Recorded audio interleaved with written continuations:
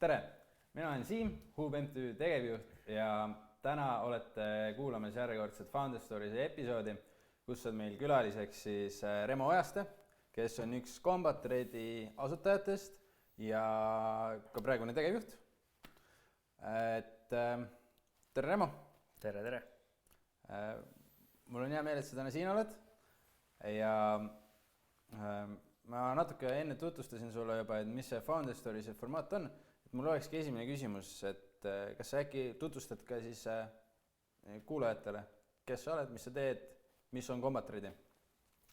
Ja, tere! Esiteks aitäh kutsumast, üliäge võimalus siia tulla ja mulle hullult meeldib, mida teete, et hästi lahe, et panustad noortesse, ma arvan, et see on ülioluline asi, mida teha ja seda võiksid rohkemad inimesed nagu teha üleüldises mõttes. Et ise üritame ka oma panust siin anda, aga kes ma olen? Isa, kaaslane, meeskonnaliige,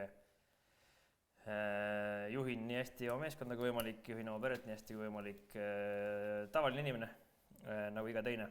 Ja võib-olla lihtsalt minu lugu on erinev mõnest teisest loost, nagu ikka veel kõigil. Aga enamus oma 9 aastal olin Kaitseväes, sellest 8 aastal olin siis erioperatsiooni grupis. Peale seda mängisin pokkerit. Tegelikult mängisin enne seda ka enne, kui ma läksin Kaitseväkke ka pokkerit, aga sellest saab ilmselt pärast rääkida. Aga siis mängisin pokkerit ja elu tegi huvitavaid kannapöördeid selle asja käigus. Ei läinud nii, nagu ma päris tahtsin. Ja siis ühel hetkel liitusin kaitsetööstusega, leidsin oma tee sinna.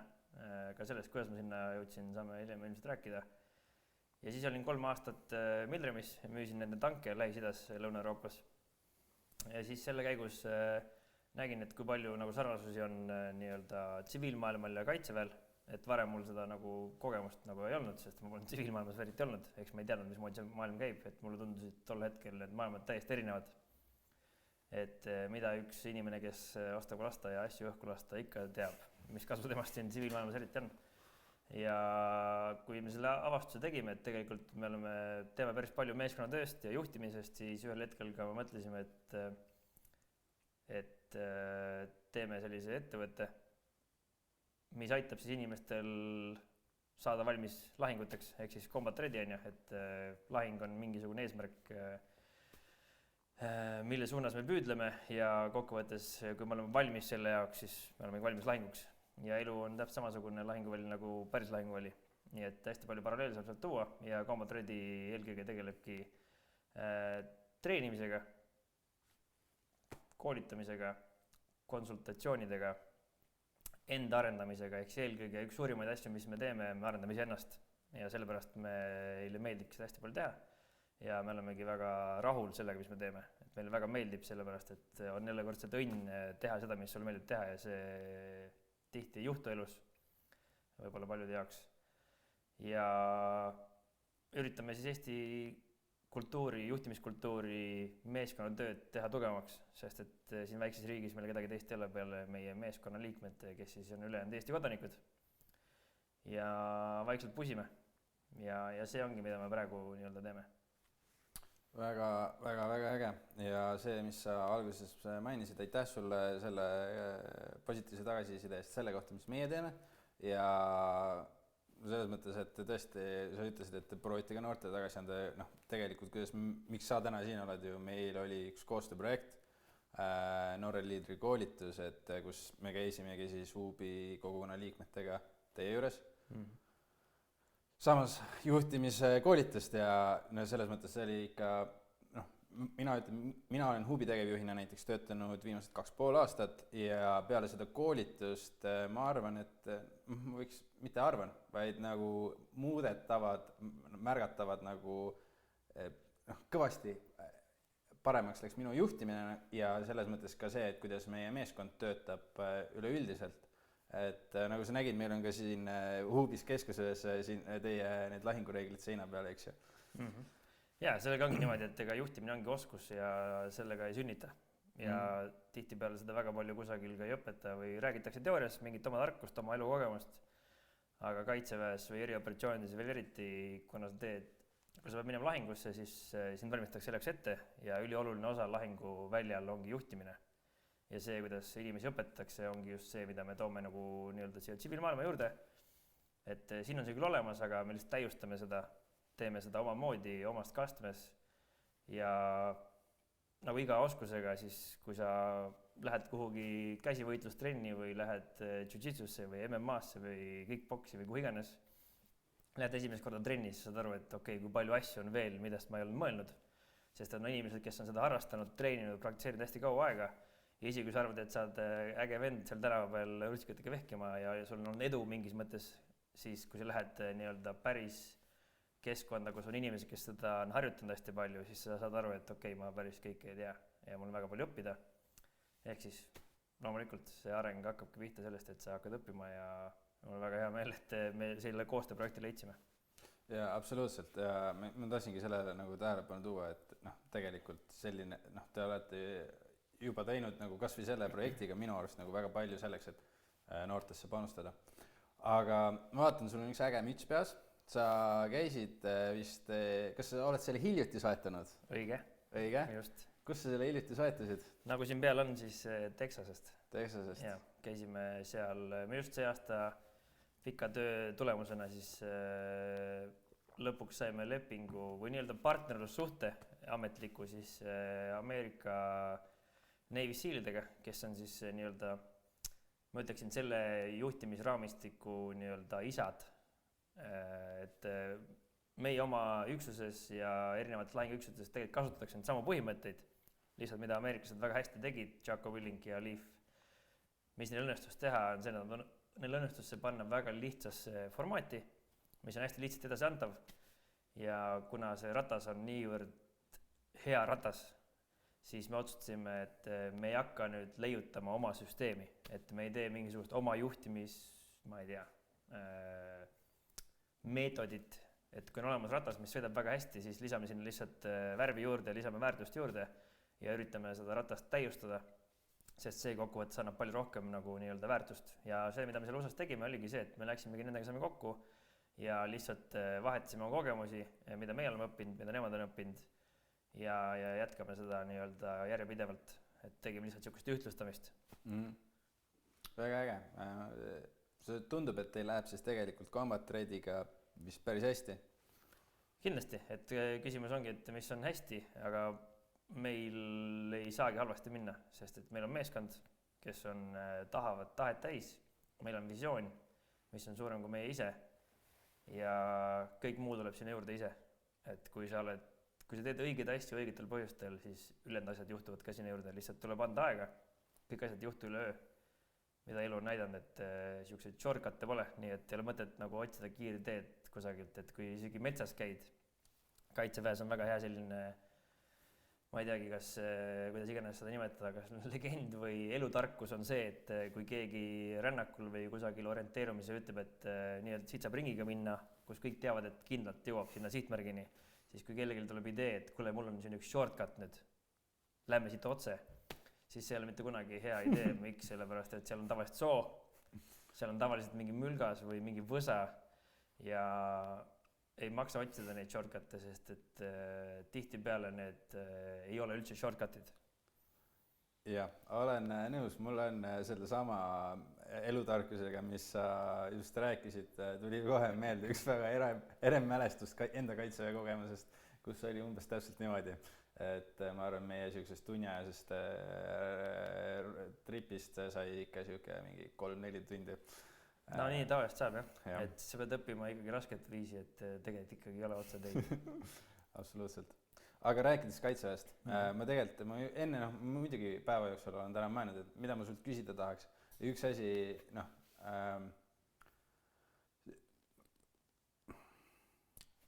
combat trade'i, eks ju, sa oled, rääkisid 9 aastat kaitseväes kokku, sellest 8 aastat erioperatsiooni grupis, eks ju. Et kindlasti väga paljude noormeeste jaoks gümnaasiumi lõpus on see dilemma, et kas minna kaitseväkke või mitte, et kas sellel on nagu nende jaoks mingit väärtust või mitte. Ja ma mäletan ka minu enda jaoks, et kaitseväkke alguses minek tundus nagu selline kohustus, mille peab ära tegema. minu kogemus lõpuks sealt, kui ma ära tulin, nagu kõik päevad kuni reservi saamiseni oli raske, vastik, ma ei tahtnud seal olla, aga see kohe, kui ma reservi sain, ma sain aru, et tegelikult see üks nagu meeletult vinge kogemus, mis rikastas mu elu. Et mis sina arvad sellest nendest noormeestest, kes seal, või mida sa tahaksid võib-olla nendele noormeestele öelda, kes selle dilemma ees on? Ma arvan, et arvestades üleüldist nagu seisu maailmas on ju, ja kui sa tahad olla võimalikult valmis milleks iganes, siis ma arvan, et Kaitsevägi on ülimalt hea keskkond, kus on võimalik teha hästi palju vigu ja õppida nendest. Ehk siis, kui tsiviilmaailmas ei anna keegi sulle hunnikut inimesi ja ütleb, et hakkagi juhi neid ja vaata, mis saab. Sest et mis tsiviilis juhtub, on see, et ma ei tea, kas me kaotame raha või me teeme nii suuri vigu, et inimestega juhtub midagi. Aga Kaitsevägi on nagu ülimalt hea, põhimõtteliselt sul makstakse peale selle eest, et sa saaksid juhtimist, kogemust, kuidas tegeleda inimestega, kes ei taha seal olla, kuidas tegeleda inimestega, kes tahavad seal olla, kes on liiga agarad, kuidas tegeleda nende inimestega, kellel on suva ja kuidas iseennast õppida hästi palju tundma seal, et millest mina ise tehtud olen. Ehk siis see õpetab nagu hästi palju selliseid elutarkusi ja ma arvan, mis on üks oluline osa ongi see, et inimesed võib-olla mõtlevad, et see on nagu mingi eraldi maailm. Nii nagu mina mõtlesin, kui ma olin erioperatsioonides, et ega ma ei osanud neid sammu paralleele ja õppetunde, mida ma seal õppisin, kohe tuua koju. Et minu jaoks oli kaks eraldi maailma, aga reaalsus on see, et kõik need asjad, mida sa seal teed, on täiesti ülekantavad iga päev ellu. Et kui sa seal ei oska plaani kommunikeerida oma inimestele, siis inimesed ei saa aru. Sa väga kiiresti tagasidet selle põllu peal. Täpselt samamoodi on tsiviilelus. Kui sa ei suuda kommunikeerida oma plaani piisavalt selgelt, siis siin ka ei saa inimesed aru. Kuna üks ühine faktor on selle puhul, mis on tsiviilmaailmas ja Kaitseväes ja see on inimesed. Ja me peame elus inimestega igasuguseid asju koos tegema ja Kaitsevägi lihtsalt väga nagu tasuta treening, juhtimise treening, enda leidmise treening, enda mõtete paika seadmise treening ja väga paljud noored, õigemini minu taustaga inimestel lapsepõlv võib-olla olnud kõige lihtsam, siis see on üks koht, kus nad on näinud, et okei, kui ma teen seda asja, siis juhtub siuke asi. Eks nad saavad struktuuri, nad saavad aru, et neil on mingi väärtus, neil on olemas meeskond, nad saavad aru, et neil on mingisugused võimekused, nad saavad enesekindlust juurde. Et neid positiivseid asju võibki nagu lugema jääda. Et alati kõikidel on midagi sealt õppida ja arvestades seda, kui ma tahan olla hea isa, kui ma tahan olla hea kaaslane, ma tahan olla hea sõber, siis ma tahaks olla võimekas olukorras, kus on kriis. Ma tahaks natukenegi teada, kuidas olukorraga nii-öelda hakkama saada, kuidas olla relvast lasta, kuidas, ma ei tea, kotti pakkida, hästi primitiivsed asjad, kuidas metsas süüa teha. Ehk siis need kõik oskuselt saab ja need on tegelikult eluks väga vajalikud nii pärast ettevõtluses, oma pere juhtimises kui kõiges muus, et igal juhul soovitan minna. Et kes ei lähe, siis see on nende otsus, ega ma sinna midagi nagu parata ei saa, aga ma tean, et väga paljud inimesed, kes sinna läinud ei ole, siis hiljem kahetsevad, et nad pole ei saanud sinna minna. Jaa, ma olen ka pigem seda kogenud, et inimesed tagantjärgi või kes ei ole läinud, et saavad vanemaks ja elu juba ees ja nii edasi, siis mõtlevad, et tegelikult oleks võinud ära käia, eks ju. Ja üks siuke takistus võib-olla, mis ma olen ka hästi palju kuulnud, on see, et okei, 8 kuud ja 11 kuud on ju, et nii pikk aeg ja ma nii kaua ära olema. Aga kui sa mõtled, kui pikalt me elame, siis 11 kuud, 8 kuud, see ei ole mitte mingi aeg. Ja see aeg, uskuge mind, see jääb teile meelde, sest teil oli seal äge. Tegite raskeid asju, läbi raskuste me ehitamegi häid suhteid ja isegi need suhted, mis võib-olla 10 aastat ei näe mõnda inimest, pärast näete, teil on jumala äge, et te lähete kohe tagasi sinna, sest te tegite midagi rasket koos. Ja kui me teeme asju, mis on rasked koos ja me tuleme sellest koos läbi, siis need mälestused on väga ägedad. Võib-olla sel hetkel ei ole nii tore, aga elus on täpselt samamoodi, et rasked ajad tulevad. Ja sinna sind pannakse kunstlikult rasketesse olukordadesse, mis tegelikult valmistab sind ette ka eluks, kuidas hakkama saada rasketes olukordades. Nii et igal juhul minge. Aitäh, väga hea nõu. Ja pagan, mul juhtus täpselt see, mida ma kartsin, mul oli mitu head küsimust peas, mõned läksid nüüd juba jooksu, aga sa mainisid korra lapsepõlve ja nagu ma enne sulle kiirelt tutvustasin Founder Stories ja meie nagu see loogika on see, et me räägime kõigepealt sinust natuke, kes sa praegu oled, mis sa praegu teed, ja siis sellest teekonnast, et kuidas sai väiksest Remo ajastest see Remo ajast, kes ta täna on? No eks läbi erinevate katsetamiste, et ma ütlen, et minu lapsepõlv oli nagu väga hea. Et seal oli palju probleeme, palju igasuguseid asju, aga ma alati olin pigem nagu positiivne. Ma algselt olin nagu veits tagasihoidlik alguses suhete ehitamisel, mis ei ole üldse halb asi elus, et alguses ongi mõistlik olla tagasihoidlik ja siis, kui sa õpid inimesi rohkem tundma, siis sa avaned sellest rohkem ja nii edasi. Et mäletan ka seda, et kui ma läksin mõnikord kooli ja mul olid kapadressid seljas, paljas naine, paljas mees mingi esimeses või teises klassis ja kui tüdrukud närisid, siis ma hakkasin nutma, onju. Et see oli minu level, et olin sellises kohas, aga kokkuvõttes ma olin alati kusagil nagu keskel, aga samas ma sain läbi nii nendega, kes olid populaarsed inimesed, ka nendega, kes võib-olla olid omaette, et ma suutsin alati suhteid ehitada kõikidega. Miks? Ma ei tea, kust kohast see mul täpselt tuli. Ja suviti mul oli nagu 2 siis perekonda, oli 2 maakohta, et ma tulen suhteliselt, ise olen üksiklaps, on ju, ja ka mu emapoolne pere, seal oli 9 last, hästi suur ja elasid nagu maal, on ju. Ja iga suvi ma seal maal käisin, müttasin ringi, päevad läbi olime väljas, tegime pättusi, heitsime onni, mida iganes, ehk siis seal ei olnud ühtegi reeglit. Täiesti, kui sul on 9 last, siis ma kujutan ette, et sa väga kiiresti lased lahti sellest laste igasugusest turvalisusest, et sa ei jõua lihtsalt seda kõike teha. Ja lapsed kasvavad hästi palju ise. Ja siis sealt ma sain selle poole, et ma nägin, et põhimõtteliselt, mis siis on, kui reeglid pole.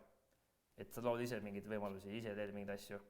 Ja teine pool oli siis mu linna nii-öelda vanaema ja vanaisa, kellel oli siis hoopis veits teistsugune suhtumine. Seal oli hästi palju distsipliini, hästi palju korda, 8 pidi tuppa tulema, mis mulle üldse ei meeldinud. Suppi pidi lõpuni sööma, toitu ei tohinud alles jätta, et ma sain sealt väga palju siukest nii-öelda teist äärmust. Ja kuna mu vanaisa oli ka hästi siukene edukas olnud spordis ja üldse siuke pealehakkaja, et alla ei andnud, on ju, et ta oli vist 5-kordne olümpianormi täitja, nõukogude meistersportlane Kalev Ojaste. Noh, epic, et ma küll noorena ei osanud tema käest neid õigeid küsimusi küsida, aga noh, ta oli, mõlemad mu vanaisad olid siuksed tüübid, kes olid ikkagi tehtud rauast, sest nad kasvasid nagu raskel ajal. Rasked ajad tavaliselt toodavad ikkagi tugevaid mehi. Mõlemad viidi Siberisse ja seal Siberis nad hakkasid üles ehitama oma elu. Ja see nagu jäi minule alati nagu külge, et mul ei alati nende vastu respekti, nad alati üritasid omal moel anda neid eluõppetundi edasi. Et see pool oli hästi hea ja siis kodus ema, isa samamoodi hästi töökad. Isale meeldis loomulikult napsu võtta, et seal oli siuksed probleeme, et mingil hetkel nad nagu läksid ka lahku. Aga see oli siis, kui ma ise olin ära kolinud juba kodust, et mingi maani nad olid tõenäoliselt minuga koos nii-öelda koos sellepärast, et minuga mina üles kasvatada. Et see pool oli võib-olla selline mitte kõige tavapärasem, aga mina isiklikult selles olukorras ikkagi võtsin nagu maksimumi, et mulle meeldis nii mu ema, nii isa ja siiamaani selles mõttes suhtleme, võib-olla mitte küll nii tihedalt, kui peaks nii-öelda eeskirjad järgi, on ju. Aga sellegi poolest, et mina loen oma lapsepõlve nagu väga, väga heaks. Et kuigi seal oli raskusi, erinevaid katsumusi, aga see valmistas mind eluks ikka väga hästi ette nagu. Sa ütlesid, et siis, kui sa kodust välja kolisid, aga kui vana sa olid, kui sa kodust välja kolisid, kuidas see nagu... Ma kolisin umbes kodust välja, kui ma olin, ma ei teagi täpselt, 17-18. Ja miks ma ära kolisin, oli sellepärast, et kui ma olin umbes 14-15, siis mu vanemad alati üritasid teha nii palju tööd, ma töötas mingi mitme koha peal, nägi rämedalt vaeva, isa käis välismaal tööl, on ju, ja nad nägid hästi palju vaeva selle jaoks, et mina saaksin käia ükskõik kus kohas. Ja siis ühel hetkel ma mängisin mingit America's Army on siuke mäng, oli Ameerika armee poolt toodetud mäng. Tavaline nagu tänapäeval on mingi, ma ei tea, Counter-Strike ja mis iganes on ju. Samasugune mäng, lihtsalt armee poolt toodetud selle jaoks, et siis värvata põhimõtteliselt tulevikus endale sõdurid. Ja siis ma seda mängu mängisin seda 2000 tundi. Ikka päris palju aega panin sinna alla, kui ma olin mingi 14-15, et ma ikka no life isin päris palju selle arvutaga. Aga siis seal samas mängu seest olid mingid tüübid, kes olid minust vanemad ja ütlesid, et kuule, aga mis me siin mängime, et tule parem metsa airsoftiga mängima. ja siis ma käisin nendega metsas, nad õpetasid mulle igasuguseid trikke, kuidas Tallinnas baarides käia alaealisena, igasugu muud jama on ju. Ehk siis nad näitasid mulle, milline see elu päriselt on ja ma vaatasin neile nagu alt üles tol hetkel ja nad õpetasid mulle hästi palju asju. Ehk siis mulle hakati õpetama juba, mismoodi metsas hakkama saada, kuigi ma mitte midagi aru tegelikult ei saanud, kui ma nagu tagantjärele mõtlen, lihtsalt see võimalus oli äge ja kogemata sattusin nagu sellisesse heasse seltskonda, kes olid parajalt hullud, aga hoidsime kokku. Ja mina olin see noor, kes siis sai õppida nende käest nii neid häid asju kui ka halbu asju, on ju. Ja siis ühel hetkel ma mõtlesin, et see Ameerikas armi on tore, aga meile mängisime meeldida koolis kaarte. Ja me vist 10. klassis hakkasime mängima kaarte, mängisin Baltic-Noida ja siis iga veerandi lõpus nii-öelda leppisime kokku, et okei, see, kes saab kõige rohkem võite, see saab siis, ma ei tea, mingisuguse auhinna, on ju. Ja siis esimesel veerandil, kui me mängisime, siis ma sain vist 80 võitu nii-öelda ja teisel kohal oli võib-olla mingi 40. Et kuna me maal kogu aeg mängisime kaarte, siis see kaardivärk mul tuli hästi välja, et mängisime hästi palju mänge ja siis see loogiline mõtlemine seal ka tuli. Ja siis me mõtlesime järgmisel veerandil, et okei, teeme uuesti seda.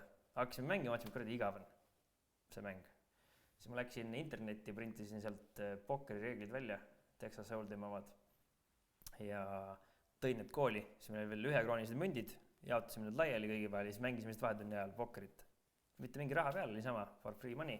Siis tellisime siuksest ajakirjast nagu Select, oli vanasti üks siukene ajakiri, kus asju tellida. Tellisime sealt nii-öelda need žetoonid endale ja siis hakkasime lihtsalt mängima kaarte, on ju. Ma ei tea, panime sinna mingi 10 krooni sisse ja siis kes võitis, on ju. Ja siis selle tulemusena ühel päeval me läksime ja mängisime ühes Tartu baaris laua taga 3 kaarte ja siis sinna tekkis kõrvale hunnik täiskasvanud tüüpe, kes mängisid ka kaarte lihtsalt. Ja loomulikult mina 16-aastasena me tahtsime ka osa saada sellest ja ma ei tea, mismoodi me küsisime, aga võtsime julge sokku ja läksime küsisime nende käest. Ja siis hakkasin ka mina nendega järgmised 4 kuud, põhimõtteliselt iga päev käisin, mängisin kaarte. Vanematele ütlesin, et ma käin pillerdit mängimas. Tegelikult ei käinud. Ja mängisingi juba raha peale seal kaarte nende täiskasvanud meestega, kes olid 21 pluss kõik ja mina olin siis mingi 16-17 aastane ja siis ma hakkasin eest vedama seda asja ja kuna mul tuli see asi hästi välja ka, siis ma leidsin sealt endale pundi inimesi, kes käisid ülikoolis, nagu haritud inimesed, tegid seda nagu fun ja see oli tol hetkel nagu selline üks raha teenimisviis põhimõtteliselt, sest et see on nagu reaalselt ka üks oskusmäng ja hästi palju oma distsipliini ja sellist mõtlemist vaja ja mul kuidagi tuli see asi päris hästi välja, mis iganes põhjustel on ju. Ja siis ma lugesin mingi raamatuga läbi veel pokkeri kohta ja hakkas veel paremini välja tulema. Ja siis ühel hetkel üks sõber tegi mulle online'i kasutaja, küll sain ma tema nime all mängida, kuna ma olin 17 ja ametlikult mängida ei saanud, siis ma mängisin tema nime alt. Hakkasin mängima, hakkasime õppima, meil oli niisugune oma klubi põhimõtteliselt, nii nagu teil siin, et tavai tuleme kokku ja räägime, mismoodi see mäng käib. Ehk siis tänapäeval on ju mingisugused Dungeons & Dragonsi mängud on ju, lihtsalt selle mänguga sai raha teenida ka, et kui seda hästi oskad teha. Ja hakkasin mängima, mängisime, võitsin mingi turniiri ära ka, sain mingi 2500 krooni, tundus, et ohoo, nüüd ma oskan mängida, tegelikult ma oskan üldse mängida. Sest see oli esimene tunne, et ma oskan mängida, mis ongi üks huvitav asi pokkeri puhul on see, et inimestele, kes seda mängu mängida ei oska, neil võib väga kiiresti tekkida arusaam, et nad oskavad mängida. Aga nad tegelikult võitsid sellepärast, et neist oli õnne sel hetkel. Ja siis esimese mingisuguse poole aastaga ma suutsin ikkagi jääda miinusesse mingi 5000 krooni, mis oli üsna suur nagu summa, arvestades ma olin 17 on ju. Ja siis jäin sellest ka osadele sõpradele nagu võlgu mingi paar tuhat, aga ma teadsin seda, et ma saan iga suvi minna Soome tööle ja teenida seal oma tädi juures mingisugune 15 krooni. Ja siis oligi plaan, et lähen sinna mängima, maksan oma võlad ära ja siis investeerin selle raha nii-öelda, et see oleks minu siis algkapital, millest ma hakkan vaikselt ehitama nii-öelda endale suurema bankrolli. Käisin selle ära, maksin selle 2000 ära, ostsin endale läpaka, ülejäänud raha müüme maha kahjuks. 0 senti alles, nii siis me tegime seal koerust ja ei investeerinud seda raha mitte kuhugi. Siis ma võtsin uuesti 500 krooni võlgu, mis oli $50 tol hetkel ja sellest $50 ma ehitasin umbes 500 000 krooni, ehk siis umbes 50 000 järgmise mingisuguse 1,5 aastaga, et kui ma käisingi keskkoolis 11. klassis, siis ma vahepeal tulingi kooli niimoodi, et ma just eelmine päev olin võitnud 40 000 krooni näiteks, mis oli rohkem kui vanemad teenivad, rohkem kui üldse sel ajal, nagu selline ajuvaba. ja kuna ma sellises olukorras olin, siis ühel hetkel leidsin mingi pruudi ja siis ma otsustasingi, et kuna mul nagu raha liigub, elu on äge, et mis ma seal kodus ikka elan ja astusingi sealt kodust välja ja hakkasingi täiesti iseseisvalt ise nagu majandama. Ja sealt alates kuni ülikoolini ma mängisingi põhimõtteliselt nii-öelda professionaalselt pokkerit. Nüüd selle aja juures, kuigi mulle alguses hullult meeldis see sõjaväevärk, siis selle ajal jooksul ma unustasin ära selle, et mulle see meeldib, sest ma leidsin uue elu. Küll olid ebatervislikud eluviisid, võtsin juurde, trenni eriti teinud. Küll käisin vabavõitluses juba aastal mingi 2007 aasta aega, tegin jiu-jitsut, igasugu muid asju, aga ma kehakaalu eest ma hoolt ei kandnud. Ja siis ühel hetkel, kui ma olin seal ülikoolis, siis ma sain kutse, aga ma olin unustanud allkirja panna, et ajateenistust pikendust saada, sest et saad taotleda pikendust, et sa lähed ajateenistusele peale seda, kui sa oled õpingud lõpetanud. Ja unustasin selle allkirja panna ja siis mõtlesin, okei, pekki küll, ma pean siis ikkagi ära käima, kuigi ma enam ei tahtnudki väga minna ajateljistusse. Ja nüüd, kui ma unustasin selle allkirja ära panna, siis ma teadsin seda, et ma lähen pigem peale esimest aastat sinna ajateljistusse, sest siis on lihtsam pärast nii-öelda ülikooli lõpetada, kui 2 aastat järjest saad teha versus see, et ma jätan 1 aasta vahele kusagil peale teist ja kolmandat. Ja nii, kui ma sinna ajateenistusse jõudsin, Tapal pioneeripataljoni, olles nagu 10 kilo umbes ülekaalus, siis ma ei jõudnud ei joosta, mitte midagi teha. Ma olin mahajääja, ma ei jõudnud mitte midagi teha seal, ehk siis ebameeldiv oli, aga mingi klikk minus käis ja mulle hakkas see asi nagu hullult meeldima lihtsalt. Sest ma nägin, et just see keskkond ja need asjad, mida seal tehakse, on see, mis mulle meeldib. Ja esimese 3 kuuga ma võtsingi 10 kilo alla, sest et seal on väga kontrollitud toidurežiim, sa pidevalt liigud iga päev, sa ärkad teatud kellaajal üles, sa oled aktiivne. Ja kui sa oled aktiivne, siis loomulikult sa nii-öelda võtad alla ja saad heasse vormi. Nüüd selle 3 kuu lõpuks ma olin juba niisugune top 5 oma füüsiliste näitajate poolest. Ma ei tea, kas see tuleb sellest, et mul on väga head geenid vanaisast ja kõigest muust või siis sellest, et mis iganes, ma ei tea, mis see põhjus on. Tõenäoliselt on seal kõike sees, et geenid ja kõik see muu sinna juurde. Aga siis ma sel hetkel seesama inimene Martin Jõesaar, kellega ma siis asutasin ka Combat Ready, tema just siis reklaamis seal ajateenistus, et on olemas selline üksus, mis just loodi, mis on siis erioperatsioonid. Need erioperatsioonid teevad asju, millest mitte keegi ei tea ja see on parimatest parimad ja kõik see äge jutt sinna juurde. Ja siis ma vaatasin, okei, et kui ma tahan jääda nagu üleajateenijaks, siis see on see asi, mida ma tahan proovida. Et ma ei tea, kas ma sinna sisse saan, et kui ma sinna sisse ei saa, siis ma kaitseväest lähen minema, et see ei ole minu jaoks.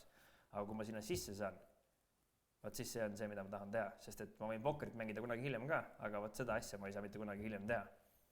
Et kus mul see mõttekäik tuli, ma ei tea, nagu väga targad mõtted iseenesest. Et sain aru, et see annab mulle väga hea vundamendi eluks ja kuna ma olin selline ikkagi natukene võib-olla hullumeelne ja uljas, siis ma tahtsin ennast panna ja saada seda kogemust, mis saab lahinguväljalt ja üldse sellisest üksusest. Ja siis ta mu ära nagu meelitaski sinna ja peale ajateenistus 3 kuud ma läksingi sinna katsetele ja mingit moodi saingi sellest läbi. Ja siis hakkaski mul see nii-öelda erioperatsioonide karjääri pihta, et rääkisin päris pikalt sellest, kuidas ma kodust välja kolisin praegu. Jaa, aga see on väga super selles mõttes, et sa olid Soone peal ja me jõudsime, see oligi täpselt see, mida, see teekond, eks ju, kuidas sa oled jõudnud, jõudsime järjest lähemale sellele tänasele päevale. Võib-olla küsiks korra veel kiirelt natuke, läheks veel korra ajas tagasi, et kuidas sulle nagu, rääkisid, et 10. klassis hakkasid kaarte mängima ja niimoodi, aga kuidas sul muidu koolis läks, kuidas sulle koolis käia meeldis? Jaa, mul ei olnud nagu koolis käimise vastu eriti midagi, et üldiselt mulle meeldis sporti teha, mul meeldis jalkat mängida, mul meeldisid meeskonnaspordid, mul tuli see enam-vähem normaalselt välja. Ma kuidagi moodi ikkagi sattusin nii-öelda nagu sellisesse juhi rolli pidevalt. Ma tegin küll seda täiesti valesti, et iga kord, kui need inimesed, kes eriti mängida võib-olla ei osanud tol hetkel või ei olnud kõige parema koordinatsiooniga, siis nad said normaalselt sõimata mulle alati, kui nad midagi pekki keerasid. Ja siis, kui nad muidugi hästi tegid ja asju, siis nad said mu käest kiita. Aga tihtipeale juhtus jalkamängudes siuke asi, et iga kord, kui ma sain need nõrgemad mängida enda meeskonda, siis nad nagu veits vist värisesid siis kui nad minu vastu mängisid, siis nad said jumala hästi pallile pihta. Aga nii kui nad tulid minu meeskonda, siis nad lõid pallist mööda kogu aeg ja tegid igasugu jama. Ja mulle koolis meeldis käia ja üldiselt õppimisega oli mul selline asi, et seda ma liiga palju teha ei viitsinud. Eriti peale seda, kui ma selle pokri avastasin ja raha ja kõik see muu asi ja kõik need täiskasvanud inimesed ikka õpetasid mulle seda, kuidas pidu panna ja kõik see muu jura sinna juurde. Et ma arvan, et siuke 11-12 klass seal, ma ei teagi, ma võib-olla sinna kooli, ma ikka jõudsin sinna, aga ma oleks pidanud sinna jõudma ilmselt rohkem. Aga mind see nagu ei huvitanud. Nagu, lihtsalt nagu ei huvitanud. Ma mõtlesin, et see on asi, millest ma pean lihtsalt läbi närima ja ma nägin juba, et ma olen niivõrd edukas selles pokri ees, et see ongi see, mida ma hakkan tegema ja mul ei ole mingit tööd vaja, haridust vaja, mis on muidugi nagu üsna rumal mõtlemine. Minul see töötas, aga ma arvan, et keskmiselt see ei ole nagu hea mõttekäik, et mida nagu, kuidas nagu mõelda. Aga siis seal samas koolis oligi see, et saingi hästi läbi, mulle meeldis seal, aeg-ajalt olin kaklustes, mis seal ikka, aga pigem ma olin alati see, kes astus kellegi eest välja või kaitses midagi, et ma ise ei olnud mingisugune bulli, vähemalt enda arvates mitte. Ja pigem nagu hoidsin ma ei tea, nõrgemaid või kuida iganes, et kusagilt see minu nagu seest nagu tuli. Hinded olid mul sellised keskkooli lõpus ikkagi siuksed 3, et 2 mul ei olnud kunagi tunnistusel, sest et ma alati piisavalt hea läbirääkija õpetajatega, et need ära parandada kõik alati. Et ma arvan, kõige kõrgem hinne oli mul 4 ja see oli ilmselt kehaline kasvatus ja miks ma 4 sain, sest ma viitsin seal käia. Ja ülejäänud oli siuke 3 puru, aga käitumine oli alati mul eeskujulik. Ja hoolsus oli küll hea või isegi rahuldav, aga ma millegipärast suutsin alati käituda või jätta selle mulje, et suhetes ma saan nagu asjad tehtud. Ja minu lõpueksami tulemused olid ka sellised, et eesti keel, ma sain vist 26 punkti, tol ajal oli 25 punkti oli see miinimum. Nii et ma sain nagu napilt sealt läbi, et kirjavigu ja kõik asju oli nagu väga palju, et ma mingisugune eriline sulesepp ei olnud. Midagi ma kirjutada ei osanud, et praegu iseenesest tuleb täitsa okeilt see juba välja. Et kõik on nagu sellise oskuste ja harjutamise asi, et tol hetkel, jah, ma arvan, mu kõige parem eksam oli mingi geograafia, sai mingi 50 punkti või midagi siukest. Et ühesõnaga minu tulemused olid täiesti kehvad. Aga jah, ma õppisin sealt võib-olla teisi asju. Okei, aga kui sulle koolis käia ei meeldinud ja hinded ka kõige tugevamad ei olnud, kuidas sa enda tee sinna ülikooli enne seda erioperatsioonigruppi leidsid? No vanemad ikkagi arvasid, et see on oluline ja ega ma neist nagu jagu ei saanud, et ma mõtlesin, ma tulen neile siis vastu. Ja selles mõttes, et see oli rakenduslik kõrgharidus ja ma sain ikkagi tasulisele kohale, et mu vanemad olid nõus seda nagu nii-öelda kinni maksma. Aga ega mind see seal ka ei huvitanud eriti mitte miski. Aga mis mul oli see, et mul oli mingi pea on antud, et isegi kui ma eriti ei õppinud, siis ma sain oma 3-4 kätte nagu. Et mul tuli see kuidagi lihtsalt välja, ma oskasin hästi maha kirjutada loomulikult. Ja leida alati lahendusi, et ma mäletan ühte hetke ka, et kui mina olin seal loengus, siis minul arvuti teis, ma mängisin pokkerit lihtsalt tunni ajal. See oli minu nagu tegevus. Ja siis ma mäletan, et ma ühe klassiõega sinna nii-öelda ülikooli või rakenduslik kõrgkooli läksin ja tema oli mu pinginaaber. Siis ma mäletan, kuidas kõik need tüdrukud ümber minu tuupisid kogu aeg. Ja siis, kui me tegime mingisuguse eksami, siis ma sain oma 4 kätte või 3 ja nad said täpselt sama hinde. Ja nad nägid, mida ma kogu aeg tunni ajal tegin. Nad olid päris vihased mu peale. Aga jah, ma ei tea, midagi kusagilt klikkis mul, et ju siis ma oskasin õppida, siis kui oli kiiresti fokusseerida, saada asi selgeks piisavalt palju ja siis teha need harjutused ära nagu. Väga. Aga lähme siis sinna tagasi, kus me enne tagasi pooleli jäime, et sealt algas sinu erioperatsioonigrupi karjäär ja tahad sa sellest siis lähemalt rääkida võib-olla täitsa algusest, et kuidas olid need katsed, milline see sinu jaoks see kogemus oli ja mis sealt edasi sai? Jaa, ühesõnaga järjekordselt ega ma liiga palju ette ei valmistanud ennast selle jaoks, et see suvi, mis oli enne erioperatsiooni, see läks ikkagi pidutseda seal enam-vähem. Ja siis ma läksin sinna katsetele, aga mul oli ajateenistusest jäänud üsna nagu hea ikkagi siuke baas alla. Et ma täitsa 0 ei olnud, aga kindlasti nendes osalejatest ma olin nagu füüsiliselt kõige nõrgem. Ei olnud nagu üldse küsimust. Ma jooksin kõige aeglasemalt, ma füüsiliselt olin kõige nõrgem. Aga mis mul oli tänu sellele oli ka siuke sitkus ja tahe nagu mitte alla anda ja mis see valik oli tol päeval, et oligi tol ajal oli see 12 päeva, et selle nii-öelda loosung oli 2 nädalat põrgus ja elu kõige raskem tööintervjuu. Ja kui ma sinna läksin, siis see täpselt seda see oligi. See oligi üks suur ikaldus. Aga ainuke asi, mis mind seal läbi aitas, et ma ise olen oma peas alati mõelnud seda, et minu kõige suurem tugevus ei ole mitte esimesed päevad, aga see, kui on 7., 8., 9., 10., 11. päev. Et see, kus inimestel hakkab vaim alla andma, siis minu vaim küll oli üsna murdumise äärel seal pidevalt ja ka ühel hetkel ma põhimõtteliselt olin nõus alla andma ja mismoodi alla andmine tavaliselt toimub on see, et kui sinust tugevamad asjalikumad inimesed hakkavad alla andma, siis mõtlen, no mida mina siin teen. Ma olen ju nõrgem kui nemad, et kui nemad juba ära lähevad, siis ma lähen ka minema, on ju. Aga õnneks ma ikkagi seal alla ei andnud ja lihtsalt see vaim oli lihtsalt niivõrd tugev, et sealt suust ei tulnud seda sõna, et ma annan alla. Ja seda tegelikult oligi seal vaja, seda otsitegi seal, sest et kõik füüsilised oskused, treening tuleb hiljem. Seda on kõik võimalik arendada. Aga üks asi, mida on väga keeruline arendada, on see mõtteviis.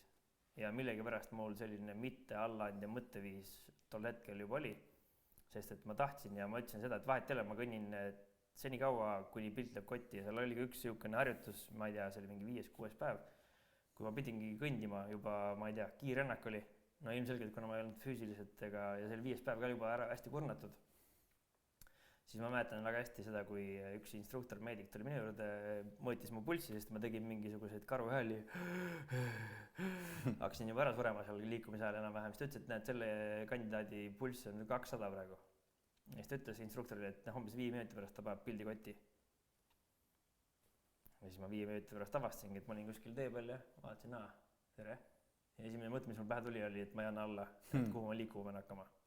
See oli minu nagu see mõtteviis. Siis mind turgutati ülesse, tehti meditsiiniline kontroll ja pane aga edasi. Ehk siis see, mis seal kõige raskem selles asjas ongi lihtsalt see vaimne, et vaim annab tihtipeale ennem alla kui sinu keha. Ehk siis meie kehades on niivõrd palju potentsiaali, me lihtsalt ei ole seda katsunud või nii-öelda testinud ega viinud. Aga kui te vaatate inimesi, kes hästi kaua üle elavad erinevaid, ma ei tea, kriise või katastroofe, mõni on 3 kuud kuskil mere peal, sööb, joob ainult mingisuguseid, ma ei tea, ketšupit näiteks, on ju. Ja ta elab üle selle. Aga miks ta selle üle elab, on see tema vaim. Mitte see, mis on tema füüsiline nii-öelda vorm, et alati inimestel on vaim ennem alla. Ja ma arvan, et see oli väga raske, aga nagu me ka valikul ütleme, siis see on alles algus. See on kõige lihtsam asi selle üksuse juures. Et mida seal hiljem ma ka nagu aru sain, et mida seal hinnatakse, seal hinnatakse tegelikult 4 asja, mis on elus täpselt sama olulised. Et kui me nüüd valime ka endale töölisi või meeskonnakaaslasi, siis täpselt samamoodi, nagu me siis valisime meeskonnakaaslasi, siis me vaatasime 4 asja. Kas sa oled meeskonnamängija, kuidas sa käitud siis, kui sa teed vigu, sest et inimesed käituvad väga erinevalt, kui nad vigu teevad. Nad hakkavad süüdistama kedagi teist, nad ei vaata ise endale otsa ja kui nad teevad vigu, siis nad lähevad paanikasse ja nad ei suuda enam reageerida. Ehk siis kas ta suudab ennast kontrollida, kui ta vigu teeb. Siis kolmas asi on see, et mida on vaja teha selle jaoks, et see inimene alla annaks. Ja alla ei tohi anda. Alla ei tohi anda ka elus. Elus on rasked hetki, aga kõik, kuidas ma ütlen siis, inglise keeles on see niimoodi, et other than death, all failures are psychological. Ehk siis kõik meie vead või allaandmised on psühholoogilised, välja arvatud surm. Ehk siis senikaua, kuni minu vaim on elus, mul on 1 käsi või 2 kätt või 3 jalga või vahet ei ole, palju mul neid asju on, siis ainuke asi, mis annab alla minu vaim. Ja ainukene viis, kus me enam midagi mõjutada ei saa, on siis, kui ma surnud. Ehk siis see on see mõtteviis, mis elus võiks ka olla. Ja viimane 4. asi on see, kas sa oled kuulamisvõimeline. Mis tähendab seda, et kui ma olen kuulamisvõimeline, tähendab seda, et ma suudan õppida. Kui mulle midagi öeldakse, siis ma suudan kuulata seda.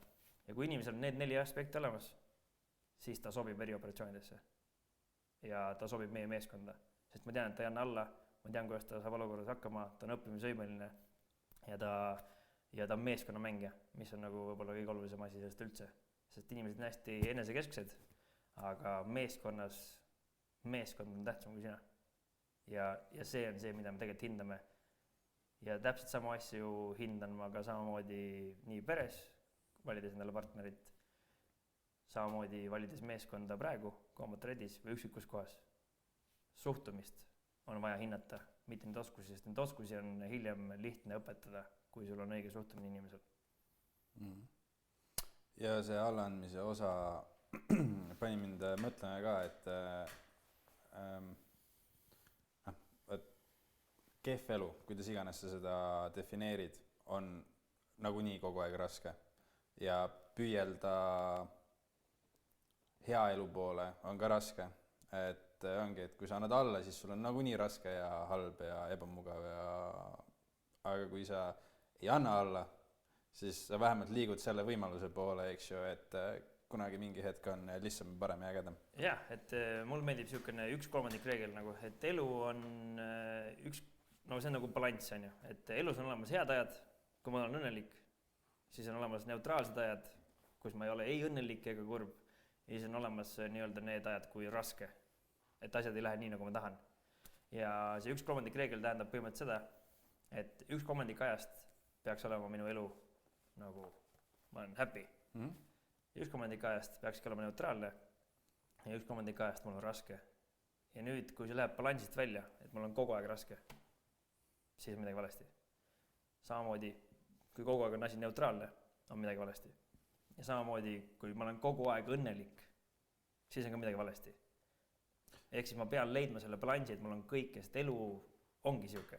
Elu ongi siuke ja see on vaata see perspektiivi küsimus, et kui sa vaatad ajaraamis näiteks 1 nädal, et kui sa oled terve nädal aega õnnelik, eks ju, siis ongi see, et järgmised nädal aega oled neutraalne ja siis järgmised nädal aega oled õnnetu, aga ma ise vaatan seda isegi juba päeva lõikes, et see on nagu päeva lõikes, et need emotsioonid lähevad, tulevad on ja mulle meeldib selline Tom Hanks on ju ja näitlejad, kes on hästi siuksed elukogenud juba, siis nad on ühes selles siukses üks saade on Hollywoodi mingi superstaar istud ümber laua, seal Robert De Niro, Tom Hanks, Shia LaBeouf, igasugused ässad on koos. Ja mida Tom Hanks seal ütleb, on see, et üks asi, mida ta oleks lootnud, ta saab parem aru, on see, et head ajad, need lähevad mööda. Halvad ajad, need lähevad ka mööda. Ja talle ütles sinna midagi veel juurde, aga mulle hullult meeldib see, et head ajad, they shall pass. Ära muretse selle pärast, et ära hakka ise endale üldse midagi mõtlema, naudi seda hetke, kui sul kõik on hästi, sest ära muretse, elu on siuke, et ühel hetkel tuleb midagi, mida sa ei oota, elu muutub raskeks, aga ära unusta seda, et isegi kui su elu on raske, siis ka see läheb üle. Ja kõige suurem nii-öelda mõjutaja selles oled sina ise. Ja sa alati on midagi võimalik teha selle jaoks, et teha midagi paremini. Jah, absoluutselt täiesti nõus. Ja see, mis ma nende nädalate näidetega proovisin öelda, oli pigem, see oli lihtsalt idee, mis mul pähe hüppas, et kui sul on kogu aeg õnnelik oled, siis on ka midagi valesti, et näiteks alati selline stsenaarium, et ma ei tea, mingi heroiinisõltlane, et tal on ka see alguses aasta aega, esimesed aastad üliäge, kogu aeg on hea olla, eks ju, aga siis aasta aega hiljem on päris depressiivne, raske ja sellest, et selles mõttes, et see 1/3 reegel ma proovisin nagu seda öelda, et ma olen täitsa, usun sind selles mõttes, et see kehtibki ja et nagu see kehtib selles mõttes, et isegi kui sul on kogu aeg hea olla, et ei ole seda, et seda balanssi ei ole, see balanss tuleb, aga ongi, et see on siis veel raskem ja nagu veel keerulisem. Ma arvangi, et seda nagu tuleb aktsepteerida, et ei ole mõtet elada nagu roosades prillides, et ühel päeval on kõik hästi lihtsalt. Ei ole, seda ei juhtu kunagi. Et alati on siuke arenguteel on kurb, on ju, et kui me mõtleme ka kooli peale ja mõtleme sama reeglite peale, siis mõni aine tuleb väga lihtsalt. Mõni aine on jumala lebo, jumala savi on sellest kõigest, aga mõni aine tuleb jumala raskelt. Ja see tegelikult peegeldab väga hästi elu ja see ongi osa sellest, et sa arened. Nüüd, kui on kogu aeg väga lihtne ja hea, siis järelikult ma ei arene piisavalt palju, ma olen mugavustsoonis. Ja kui ma olen mugavustsoonis, siis on väga raske nii-öelda arendada. Aga me ei saa olla ka kogu aeg seal piirajas, sest siis me ka põleme läbi. Ehk siis ma arvan, et see põhiline mõte selle taga ongi see, et see on nagu part of life. Sa ei saa, selle vastu pole võidelda. Lihtsalt aksepteeri seda, et elu ongi siuke sinka-vonka ja lihtsalt ürita leida paremaid viise, kui on raske ja kuidas sellest olukorrast paremini välja tulla. Kuidas hakkama saada ja kuidas seda mindseti hoida, eks ju, et ma ei anna alla, vaid täna on selline ja ma teen ikka neid asju, mis ma vaja teha on, et siis homme vaatame homme, mis päev homme. Ehk siis mulle meeldib selline see Tšako mõtteviis ja mida ma ise mulle endale üle kanda, et kui on raske, näiteks ma ei saa sellele töökohale, mis ma saan, mis ma ütlen good, väga hea. sest et nüüd ma saan uuesti proovida, mul on rohkem aega ette valmistada. Ma ei saanud seda eksamit tehtud, good, nüüd mul on võimalik seda järgi teha. Vahetil ma leian mingi viisi, et näha neid positiivseid asju. Kui ma teen vea, ma saan õppida sellest. Aga kui ma nüüd mõtlengi, et okei, nüüd on elu läbi, nüüd on kõik jamasti, no siis see ei ole edasiviiv jõud. Ehk siis ma saan alati mõelda asjade peale, et okei, senikaua kui ma elus, mul on võimalik tolm maha pühkida, uuesti püsti tõusta, vaadata, mida mul vaja on ja minna uuesti rünnakule ja that's it. Ehk siis mul on alati see viis. Ja üks ülioluline osa selle juures, mida ka erioperatsioonid õpetasid, on see, et see meeskond ja need inimesed, kes on sinu ümber, kui sa oled tõelises jamas ja sa oled neid aidanud, siis nad aitavad sind tagasi. Ehk siis kui mina läbi elu aitan teisi, siis ühel hetkel, kui sina oled raskustes, siis nad aitavad sind ka. Ehk siis suhteid tuleb ehitada täpselt samamoodi. Jaa, inimsuhted, need on tulnud siin korduvalt, et need on kõige olulisemad ja tahes-tahtmata ega ongi. Suhted ja aeg on kaks asja, mida meil päriselt siin elus on, eks ju. Aga kuidas siis, sa rääkisid katsetest, eks ju, kuidas see oli raske, oli tore. Mis sealt edasi sai? No ütleme nii, et see erioperaatori töö, et kui ma selle ühe või kahe sõnaga peaks kokku võtma, siis fucking awesome lihtsalt. See oli täpselt see, mida mina tahtsin teha. Ja see oli nagu siukene püstloodis enda arendamine. Et meil loodi maailma kõige paremad tingimused selle jaoks, et olla kõige parem. Ja saigi sealt võtta kõike, mis võtta oli ja sa pidevalt iga päev tundsid, et ma saan paremaks ja paremaks ja paremaks ja paremaks ja seda läbi vigade.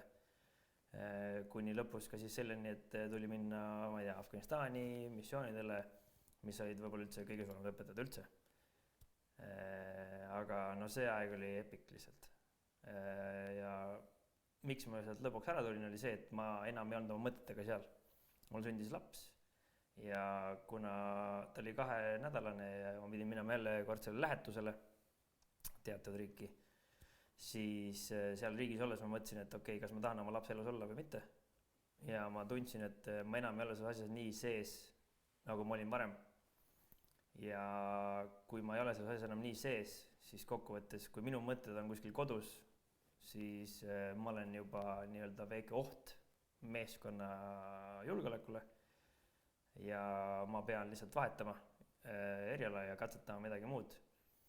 Ja siis ma seal viimasel nii-öelda välislähetuses siis otsustasingi, et minu jaoks see asi lõpeb siin.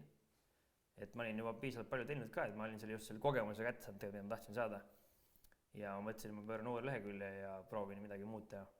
Ja siis see otsus ka tuli nii-öelda ära minna. Aga see aeg oli epic. See on fucking epic shit. Seda ma usun. Kas see oli natuke ka nagu vaata, paned YouTube'i sisse mingi Special Force ja siis tuleb mingi video, kus hea muist mängib ja kogu aeg on action, et oli ka siuke ka päriselt? Täpselt siuke see elu ongi, jah. Hüppad langevarjuga, sõidad kopteriga mööda maad ligi, lased asju õhku, ma ei tea, mida iganes see poisikesed teha tahavad, et täpselt seda seal teha saad. Ja saate seda teha nagu maailma kõige kõrgemal tasemel. Et selle juures ongi oma hind. Et selle oma hind ongi see, et sa oledki keskendunud selle tööle. Et sa oled väga palju kodust ära ja seda balanssi noore inimesena on väga raske leida. Nii-öelda siis selle eraelu ja siis töö vahel. Mõned seda oskavad väga hästi teha ja see on täiesti võimalik, aga väga palju ei oska seda teha. Ehk siis ei suudeta neid samu põhimõtteid võtta ühest kohast ja viia teise. Et see hind on jah see, et kui sa ikkagi sellist, ütleme, elubalanssi sa sealt ei leia, et sa ikkagi oled väga kontsentreeritud sellele, et olla kõige parem selles töös oma meeskonna jaoks, sest et see on sinu missioon number 1. Arusaadav. Siis need 8 aastat seal erioperatsiooni grupis, ma saan aru, et seda töö-elu balanssi sulle eriti ei olnud, aga kas sa nüüd, kui sa selle teemaks tõid, et kas sa tunned, et töö- ja elubalanss on midagi, mis on oluline, mis peaks inimesel olema? Ma arvan küll. et tõenäosus on see, et inimesed õpivad seda läbi omal nahal saavad tunda mingit moodi. Et nad enne seda ei usu, et igal ühel on oma hetk, kui ta sinna jõuab, mõni jõuab sinna varem, mõni ei jõuagi sinna mitte kunagi. Et ma arvan, et seal on oluline balanss, aga minu arust see teine pool ongi see, et väga raske on saada milleski väga heaks, kui sa ei olegi nagu haiglaselt pühendunud sellesse ühte asja. Et alati, kui sa võtad ühe asja, mida muuta elus, siis ega teised asjad kannatavadki. Ja ka hetkel on see, et ma olen ka väga palju ära kogu aeg, igal pool treenin ja teen asju, aga nüüd on ka oluline leida see kaaslane, kellele sobib selline nii-öelda elustiil ja leida see, et ega mul muud elu väga ei olegi, mul ongi pere ja see töö, mis ma praegu teen.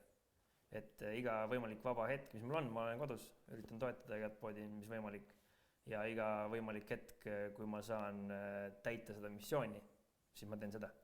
Et mulle meeldib see, mis ma teen ja tänu sellele see ei tundu minu jaoks nagu mingi kohustus, et kui inimesed mõtlevad, et ma teen mingi 250 tundi kuus tööd, siis ma ei võta seda nagu tööd.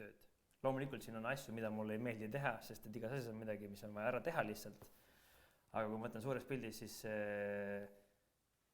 igal asjal on ka oma hind ja seda hinda tulebki nii-öelda, iga asi tuleb mingisuguse ohverdusega. Ja mina olen nõus neid asju tegema ja mu pere on ka sellega nõus. Ja ma arvan, et see ongi see oluline osa sellest. Et ongi olemas, on ju, et kas ma vedan kvaliteetaega või kvantiteet, et kõik sõltub sellest, mida sa selle ajaga teed, kui sa oled kodus. Ja kellega sa oled ja ma olen selle Combat Ready saanud ka, miks ma juba sõpradega väljas käima, sellepärast, et ma olen oma sõbrad kogunud siia. Ma olen põhimõtteliselt, see meeskond on täis minu sõpru. Ja sellepärast mul ei ole vaja eraldi käia kuskil baaris kellegagi joomas või midagi, et seda ka on vaja teha vahepeal. Aga see on nagu väga harv nähtust nüüd. Vanasti oli see põhiline tegevus mingil ajal, aga nüüd seda ei ole vaja enam. Et ma ei tunne sellest puudust, sest ma tean seda, et see, mis ma praegu teen, see on oluline nii mulle, mu meeskonnale kui ka üldse ühiskonnale. Nii et sellepärast seda ongi lihtne teha, et kui inimesed leiavad midagi, mis on eesmärgipärane, nad saavad sellega elatud ennast, neile meeldib seda teha, siis see ongi, mis see elu mõte üldse on. Keegi ei ole seda ära kodeerinud, mis elu mõte on, et mina olen seda ära mõelnud, et iga üks peabki mõtlema välja, mis on tema elu mõte. Sest et kui sa vaatad seda planeet maad sealt päikese juurest, siis see on lihtsalt planeet maa. Päikest ei huvita, mida ma siin maal teen, planeet ei huvita, mis ma siin maal teen, kedagi ei huvita. Eks ma pean ise enda jaoks selle välja mõtlema ja see, mis iganes see sinu tõde on, seda tuleb elada ja elad seda nii hästi, kui oskad. Jaa, ma olen sinuga täiesti nõus. Tuleb küll leida enda elu mõte igal ühel ise ja mõnes mõttes võib-olla isegi ei ole see, et leida see elu mõte, vaid valida see elu mõte, mis sa tahad, et see oleks, eks ju. Et jah. Või vähemalt siis nagu mina näiteks, ma arvan, ma veel ei tea, mis mu elu mõte on, aga ma tean, mis on mingid väärtused minu jaoks, mis on olulised, näiteks hubis töötamine, see on minu jaoks oluline. Ma tunnen samamoodi seda, et ma nagu annan inimestele enda ümber ja sellele kogukonnale loodetavasti. Ma loon mingit väärtust ja no samamoodi ma saan ennast sellest elatatud ja see teeb mind nagu, tõesti, ma tunnen ennast väga rahul, et mul ei ole samamoodi, ma mäletan, kui ma olin 19, 20, 21, siis oli samamoodi väga palju sellist praaletamist, aga praegu ma arvan, viimati, kui ma kuskil väljas käisin niimoodi, oli eelmisel aastal, et ühesõnaga ma täitsa mõistan, mis sa räägid. Ja jah. Lisaks siia võib-olla juurde nagu tuua seda, et ega ma ei ole terve elu leidnud ja teadnud, mida ma teen nagu. Või nagu, et mind on mu elu mõte ja ma praegu võib juhtuda, et tuleb mingi hetk, kus ma jälle kaotan ära selle mõtte. Et minu jaoks kõige raskemad perioodid elus on alati olnud see, kui ma olen kaotanud nagu eesmärgi, et miks ma midagi teen. Ja see hetk, kui ma kaitsevest ära tulin, siis kaitsevest, kui sa ära tuled, siis sa kaotad oma meeskonna, sa kaotad oma missiooni ja kaotad palga ka. Sa saad nagu oma ette, eks sa pead leidma endale selle järgmise missiooni või selle järgmise mõtte, miks midagi teha. Ja kui see mõte kaob ära, miks ma midagi teen, siis ongi raske. aga nüüd selle jaoks, et leida uuesti see ots kätte, selle jaoks on vaja astuda see esimene samm. On vaja hakata katsetama. Sest et ma võin mõelda palju ma tahan, aga ega ma läbi mõtlemise ei saa aru, mida mul teha meeldib. Ehk siis katseta hästi palju erinevaid asju ja ühel hetkel sa leiad midagi, mis sulle meeldib lihtsalt. Ja tuleb võttagi riske, et mida noorem sa oled, seda rohkem riske võib võtta. Sest et mida sul kaotada on? Sul on päris palju aega edasi nagu minna. Ja mis on tihti juhtub, on ka see, et hästi palju, kui vaadata minu seda nii-öelda eluteed, siis kui ma mängisin pokkerit ja nii ülekaaluline, no ükskõik, kes oleks mulle öelda, et ma ei tea, 2 aasta pärast saad erioperatsioonide grupis, nagu ma oleks naernud välja selle idee. Samal hetkel, kui ma nii-öelda pokkeriga peale seda karjääri asjad nii hästi läinud on ja keegi oleks mulle öelnud, et sa 2 aasta pärast müüd Lähis-Idas mingisuguseid tanke, no ma oleks välja naernud, et mis mõttes ma ei oska ju seda teha. Samamoodi kui samal ajal, kui ma olin Milremis, oleks keegi mulle öelnud, et 2 aasta pärast või 3 aasta pärast on oma ettevõte ja sa töötad USA eriväelastega ja ma ei tea, koolitad tsiviilinimesi juhtimises, ma oleks ka välja naernud selle. Ehk siis ma olen alati inimestena, me paneme endale ise selle nii-öelda selle katus ette sinna. Ja mis ongi minu arvates olnud oluline, mida ma olen avastanud, on see, et pigem tee õigeid asju õigetel põhjustel, liigu sinna enam-vähem suunas, mis arvad, et võiks olla õige. Ehk siis kui me võtame, et ma tahan Tallinnasse liikuda, mulle tundub, et see võiks olla see eesmärk, milline see võit veel näeb, siis selle jaoks, et Tartust Tallinnasse liikuda, ma hakkan liikuma põhjasuunas. Nüüd selle teekonna peal ma käin läbi, ma ei tea, mis kuradi linnadest on ja näen seal igasugu asju, võib-olla ma leian mingi uue elu mõtte või siis üldse loobun sellest, aga ma võin jõuda ka välja hoopis Soome, mis on palju kaugemal kui see, mis mina endale seadsin eesmärgiks. Et me ei tea kunagi, kuhu me jõuame. Me võime planeerida nii palju, kui me jaksame siin oma ägedat plaani, aga elu teeb ise oma korrektuurid ja ükski plaan ei pea kauem vastu kui esimese kontaktini. Või nagu Mike Tyson ütles, et sinu plaan lendab välja siis, kui sa saad esimest korda hambasse kellegi käest. Kohe on okei, ei läinud päris nii, nagu ma tahtsin. Ja siis ongi küsimus, nagu ikka need klišee on, et nagu Stallone on öelnud, et ma ei teagi, kuidas iganes see ütlus ka ei olnud, aga see oli midagi sarnast, et sind, ma ei tea, tegijaks ei tee mitte see, kui mitu korda sa maha kukud, vaid see, mitu korda sa püsti tõused. Et sa kukud maha, tõused uuesti püsti. Kukud maha, tõused uuesti püsti. Ja nii ongi. Ja kui sul on see mentaliteet, siis on väga raske failida. Mul on see mentaliteediga, ma läks nägu Irjakile kohe, sest et mul oli täna hommikul see moment, hommikujooks. Kukkusin maha, mul on terve talv otsa käinud jooksmas, ei ole kordagi kukkunud. Täna hommikul kukkusin 2 korda järjest maha ja siis ma olin nagu, et kurat, täna on see väeg, ma pean ikka, vahet ei ole, mis mu teele satub, pean uuesti püsti tõusma, et see on mingi märk. Mul tuli see täpselt see sama asi meelde, see mõte. Ega püsti ei saa, kui sa ise ei tõuse. Loomulikult vahel võib jopata, et keegi tuleb aitab sind püsti. Ja see on väga tore, aga proovi ise. Okei, aga räägi selles mõttes, et me ei ole veel jõudnud tänasesse päeva Combat Ready juurde, et sa ütlesid, et peale kaitseväge kõige raskem ongi see, et sul ei ole meeskonda, eesmärki, sihti, suunda, palka, kuidas, mis sa siis tegema hakkasid seal selles olukorras, kui sa... Jaa, ehk siis kui ma ikkagi kaitsest ära tulin, siis mul oli plaan. Mul oli korter, ma müüsin selle maha, ma sain sealt mingi 40 000.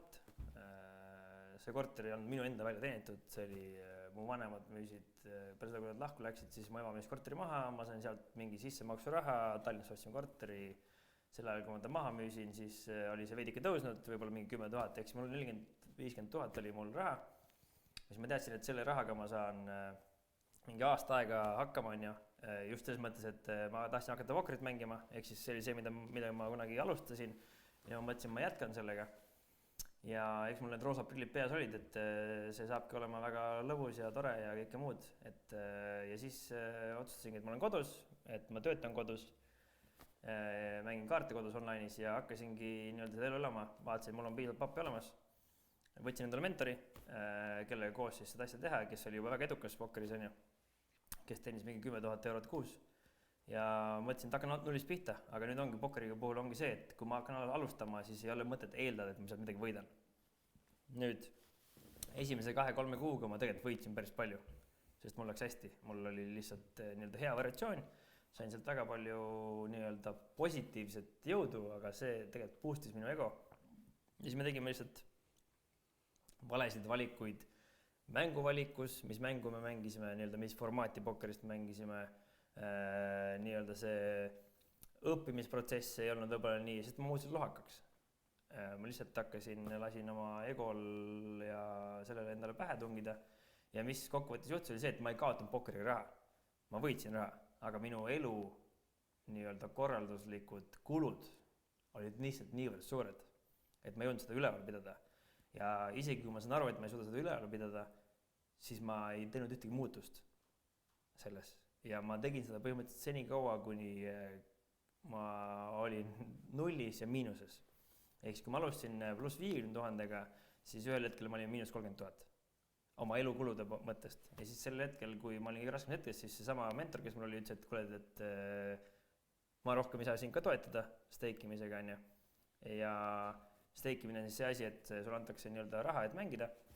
Täiesti legitimate asi, aga sa pead põhimõtteliselt maksma nagu 50% maksu. Ehk siis selle eest, et tema sinust investeerib ja õpetab sind, siis sinu võitude pealt läheb 50% ära. Ja tollel hetkel ma olin piisavalt nagu desperate, et ma ikkagi suutsin alati rääkida endale välja mingi diili. Lõpuks see viimane diil, mis ma välja rääkisin, oli sisuliselt selline, kus mul oli nagu mulle anti raha, mille eest mängida, aga seal oli nagu 100% siis 100% intress põhimõtteliselt, mis ei ole väga loogiline intressi summa. Aga tol hetkel ma väga palju ei mõelnud ja mõtlesin, et vahet ei ole, ma saan kuidagi hakkama. Ja ma teadsin ka seda, et isegi kui asjad lähevad valesti, siis ma olin nagu võtnud selle riski, et ma tean, ma saan hakkama. Ja nagu ma praegu näen, siis ma saingi hakkama.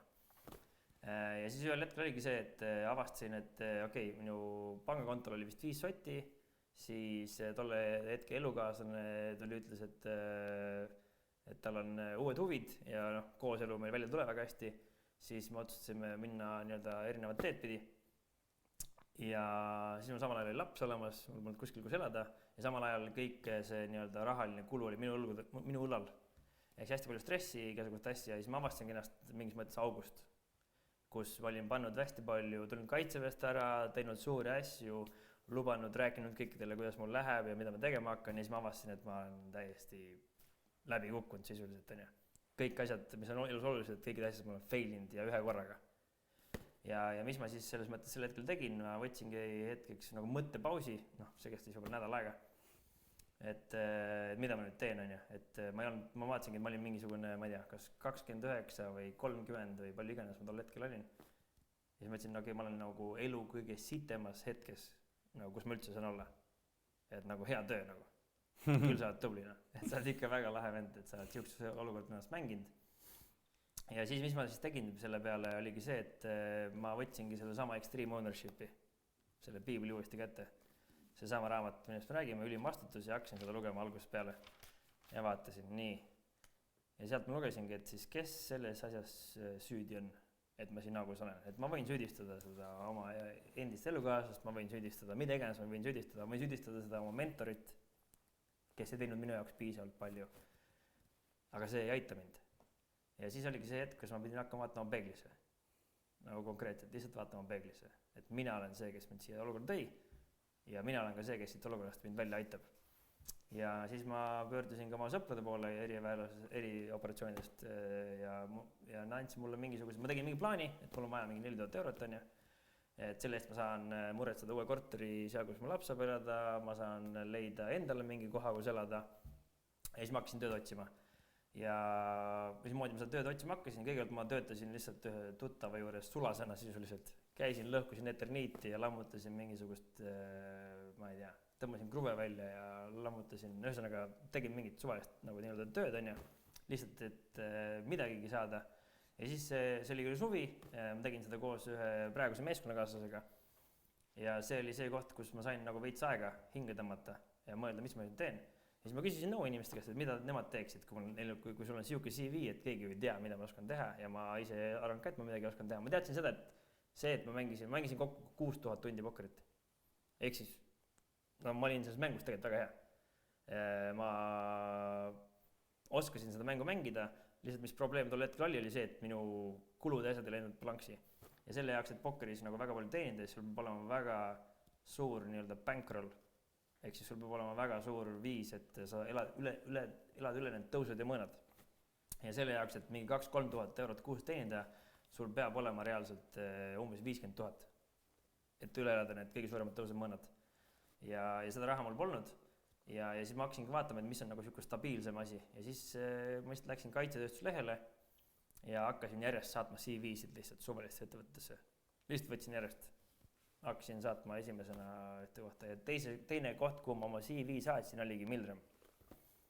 Ja kui ma sinna oma CV saatsin, siis minu üllatuseks tuli sealt mulle tagasi kiri ühelt tüübilt, kes oli varem olnud erioperatsioonides ja ta oli minu üks nii-öelda ülem. Ja ta ütles, et tule järgmine esmaspäev intervjuule. Läksin sinna intervjuule ja avastasin ennast ühest ruumist, kus oli veel 2 erioperaatorit ja üks teine sõjaväelane, ehk siis ma sattusin, ma ütlesin, sõjaväelased. Ja siis ma ütlesin neile, et õigemini ma ütlen mitte midagi, nemad ütlesid mulle, mida ma tegema hakkan.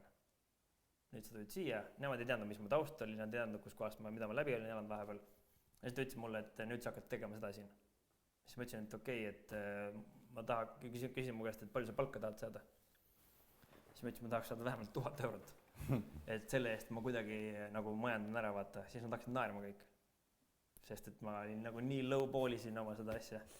Ja siis kui nad ütlesid, et näed, sa hakkad saama 2000 eurot iga kuu, ma ütlesin tegelikult. Et te tahate mulle öelda seda, et ma saan tööle kohta, kuhu ma ei peaks tööle saama. Ja te maksate mulle 2000 eurot selle eest, et õppida. Ja enne seda ma olin lugenud läbi sellise raamat nagu Outliers ja seal Outliers siis ongi siukene koht oli, et vahel sulle kukuvad elus ette mingid võimalused ja sa pead neid võimalusi kasutama ja see võimalus oligi see, kus ma seda kasutama hakkasin ja mis ma siis tegin, oligi see, et ma põhimõtteliselt iga päev ärkasin 4:30 ülesse, ma olin kella 6 olin tööl, ma lahkusin kontorist viimasena ja ma panin niimoodi aasta aega jutti, ehk siis ma õppisin ja õppisin ja õppisin ja õppisin ja õppisin ja õppisin, kuni lõpuks ma saingi olla regiooni juht mingisuguse 1 aastaga, eks ma tegin seal väga head nii-öelda karjääri ja ma sain töötada nii-öelda siis tegevjuhi põhimõtteliselt alluvuses. Ja eks mul oli võimalik õppida nagu nii palju asju nii kiiresti, ehk siis see kogemus oli lihtsalt oligi minu jaoks nagu siuke, ma ei tea, elupäästev on ju sel hetkel. See pakkus mulle see stabiilsuse, ma sain hakata oma võlgasid tagasi maksma, ma sain hakata kõiki asju tegema ja ma nägin seda progressi ja ma teadsin, et jah, see oli õnnega koos, et ma sinna sain, aga ma poleks sinna saanud, kui ma oleks need e-maili hakanud saatma. Ehk siis ma hakkasin tegema asju, mis ma arvasin, et mind viivad veits edasi ja nad viisidki. Ja seal on omajagu õnne elus, aga kui sa ei proovi ja sa need aktiivseid asju ei tee õiges suunas või üldse ei tee midagi, siis need asjad juhtuma ei hakka. Ja tänu sellele mul joppas ja ma haarasin sellest võimalusest kinni ja lihtsalt tegin seda, mida ma tegin erioperatsioonide alguses. Õppisin, kuulasin ja jäänud alla ja tegin. Ja see edu võti oligi kokkuvõttes, et see õige suhtumine ja loomulikult, kui sul on õige suhtumine ja sa tood tulemusi, siis seda märgatakse. Ja kui sa tood häid tulemusi, siis sinusse investeeritakse veel juurde ja siis juba hakkavad sinu mõttemaailm hakkab avarduma ja siis tulevadki juba mõtted, okei, et äkki ma võiksin mingid oma asja teha, sest ma juba tean, kuidas elu käib, ja ma võib-olla teen mingeid asju, tundub, et ma oskan midagi teha, sest mu tulemused on head. Ja 1 + 1 võrdub 3 kokkuvõttes. Ja niimoodi see nagu tee läks seal. Okei. Ühesõnaga siis niimoodi sa müüsid seal Lähis-Idas tanke ja enne kui ma küsin järgmise küsimuse, küsin ühe küsimuse jälle natuke nagu ajast tagasi. Kui sa nagu olid noorem, väiksem, mis iganes, kas sul oli juba, kas see oli mingi ideega kuskil peas, et ma tahan kunagi olla ise ettevõtja või nagu selles mõttes, et või kas see, mitte otseselt see mõte, aga kuidagi, et see, et ma tahan teha oma asja, mitte... Ma ei tea, mul seda nagu otseselt seda mõtet ei olnud, mul lihtsalt nagu joppas selles mõttes, et ma olen terve oma elu nii-öelda kõik need töökohad, mis ma olen teinud. Välja arvatud võib-olla see Soomes põllu peal mingi maasikaid kõlvata ja kapsapäid lõigata, et see võib-olla ei olnud see, mis ma väga teha tahtsin, aga sealt ma sain raha. Aga kõik ülejäänud, alustades sellest, et ma selle pokkeri avastasin, mulle meeldis seda teha. Kaitseväes mulle meeldis olla. Milrem, siis ma uuesti mängisin pokkeri, mulle meeldis seda teha. Ehk siis ma tundsin ennast nagu ikkagi hästi. Vahet ei ole, et tulemused olid kehvad. Samamoodi Milremis mulle meeldis seal olla, sest ma tean, ma arenen. Nüüd see, mis ma praegu teen, mulle meeldib siin olla. Ehk siis mul on joppanud sellega, et mul on alati saanud teha neid asju, mis mulle meeldib teha. Nüüd see mõte, et oma asju teha, see mulle tegelikult jõudis kohale Milremis, sest et ma panin ennast olukorda, kus ma töötasingi, nagu ma ütlesin, 6-7, et iga päev, ma ei tea, 12-13 tundi, õppisin, töötasin, tegin neid asju, siis ma panin ennast teadlikult proovile, et kas ma üldse olen valmis olema ettevõtja. Sest et kui sa paned ennast sellisesse olukorda, siis neid võimalusi ja probleeme, mida lahendada on hästi palju. Ja Milrem seda head keskkonda selles mõttes pakkus, just nagu minusugusele inimesele. Ja siis ma nägingi, et ma olen selleks võimeline. Ja nüüd, kui see võimalus tekkis, siis ma kohe haarasin selle sarvist ja siis ma mõtlesingi seda, et kõige raskem viis justkui elus midagi teha, on teha seda ise ja olla ettevõtja. Et see tundub nagu kõige raskem asi, mida siin tsiviilmaailmas teha saab. Olla ettevõtja, luua nullist mingeid asju ja viia neid kuhugi kohtadesse. Ja see tundus minu jaoks piisavalt äge challenge, nii nagu kogu mu ülejäänud nagu teekond on ju. Et challenge otsa, et mul on ikkagi meeldinud riske võtta ja need riskid on nagu kuhjaga ära tasunud. Et see mõte mul tekkis siis, et siis kui ma tegelikult juba pokkerit hakkasin mängima, siis ma hakkasin ennast hästi palju harima, et võib-olla mis minu selle mõttemaailma muutis, et kui ma kaitseväest ära tulin, ega ma olin nagu peast kaitseväelane. Mitte nagu seda halvas mõttes, aga ma olin väga ühe kultuuri näoga ja tsiviilmaailm on ikkagi inimeste mõttes veits erinev oma kultuuri poolest. Ja siis ma hakkasin vaatama Joe Rogan'i podcasti ja ma vaatasin täna vist alates 1000 osast mingi 400 osa järjest. See on nagu, ma ei tea, see on jälle kordsed 1000 tunde. Ja mida ma kuulsin seal, kuidas edukad inimesed räägivad asju, kuidas nad said edukaks. Ja siis ma hakkasin samastuma ja ma saan aru, et nad räägivad kõik ühte sama juttu. Ja ma saan aru, et mida nad teevad. Nad loevad raamatuid, nad teevad trenni, nad harivad ennast, nad suhtlevad inimestega, nad kuulavad. Ehk siis ma sain aru, et see eduvõti ongi see, mida nad räägivad. Ehk mina hakkasin uskuma seda, mida räägib Elon Musk, ma hakkasin uskuma seda, mida räägivad need külalised seal, ma hakkasin uskuma seda, mida Joe Rogan räägib. Ja siis ma leidsin teise kanali, kes on siis Valuetainment on ju, ja tema Valuetainment on ka minu arust ülikuldne kanal, mis siis õpetab hästi palju, kuidas müüa, kuidas äri ajada. Ehk siis see ongi nagu Valuetainment oligi see, et nad pakuvad väärtust, aga samas ka entertainmenti, et nad tegid seda väga hästi ja ma hakkasin ka seda kanalit jälgima siis, kui seal oli vist 100 000 jälgijat. Nüüd on seal mingi 5 miljonit. Et ilmselgelt nad tegid väga head asja. Ja siis ma kuulasin just seda teooriat. Tundus loogiline, aga ma ei teadnud. Eks tegelikult ma valmistin ennast ette järgmiseks sammuks, et kui ma Milremi läksin, siis ma sain aru, et see, mismoodi ma ette valmistin ennast seal kodus arvuti taga, see oligi täpselt see, mida mul läks vaja seal Milremis. Ehk siis ma sain aru, kuidas see maailm hakkab tööle ja nüüd ma sain sellest nagu tõestust ja praktikat juurde. Et see iseseisev õppimine on olnud minu teema. Ja sel hetkel ma hakkasin mõtlema, et see on võimalik ise midagi teha. Et miks mitte? Aga selle esimese sammu päriselt ma ise üksinda seda teha ei suutnud. Et ma küll üritasin ja mõtlesin, et ma tahaks teha mingit oma asja, aga ma kunagi ei astunud seda sammu. Et ma valmistasin küll ette, ma planeerisin ja ma tegin igasuguse slaide, igasugu asju. Et kuidas aega juhtida, koolitust mõtlesin, et hakkan tegema, kuidas vastutust võtta koolitust hakkan tegema, aga ma ei jõudnud selleni. Ja ma lõpuks jõudsin selleni ikkagi siis, kui Martin mulle helistas lihtsalt. Et mismoodi Combat Ready sündis, oligi see, et Martin helistas mulle ja ütles mulle, et tal on mingi tuttav, kes tahab, et ta tuleks rääkima kaitseväe otsuse vastuvõtmise protsessist. Ja ma ei mäleta, mis see problem statement seal oli, aga me kahe peale jõudsime järeldusele, et tegelikult ei ole seda neil vaja, vaid neil on tegelikult vaja rääkida extreme ownership'ist. Ja siis me vaatasime, et okei, keegi nagu ei tee seda. Ja see on asi, millega meil on täpselt samasugune taust. Et teeme siis ise. Et lööme labida maasse ja järgmisel päeval me tegime ettevõtte. Et ühel päeval sain kõne järgmisel päeval nii ettevõtte, et minu jaoks see trigger, et hakata asju tegema, oli see, et ma leidsin endale ühe inimese, kellega seda koos teha. Et ma üksinda ei viitsinud seda teha. Ma ei teinud seda sammu. Mul on vaja meeskonda. Mul on meeskonna inimene, mulle meeldib teha asju teiste inimestega koos.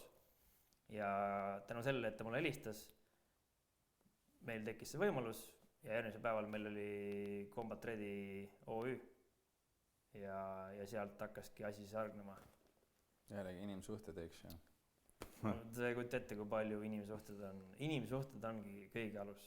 Et seda ma õppisin nii Kaitseväes, seda ma õppisin nii Milremis, et müüvad maailmas inimsuhted. Et loomulikult toode peab ka olema hea ja lõpuni see inimsuhe ei müü, sest kui sa lubad inimestele ja sa ei suuda seda deliverdada, siis sa ei ole enam usaldusväärne. No, juba on tegelikult see inimsuhe läinud, eks? Jah, on inimesed läinud, on ju, aga kõik terve see maailm, see keerleb ümber suhete. See on nagu A ja O. Absoluutselt.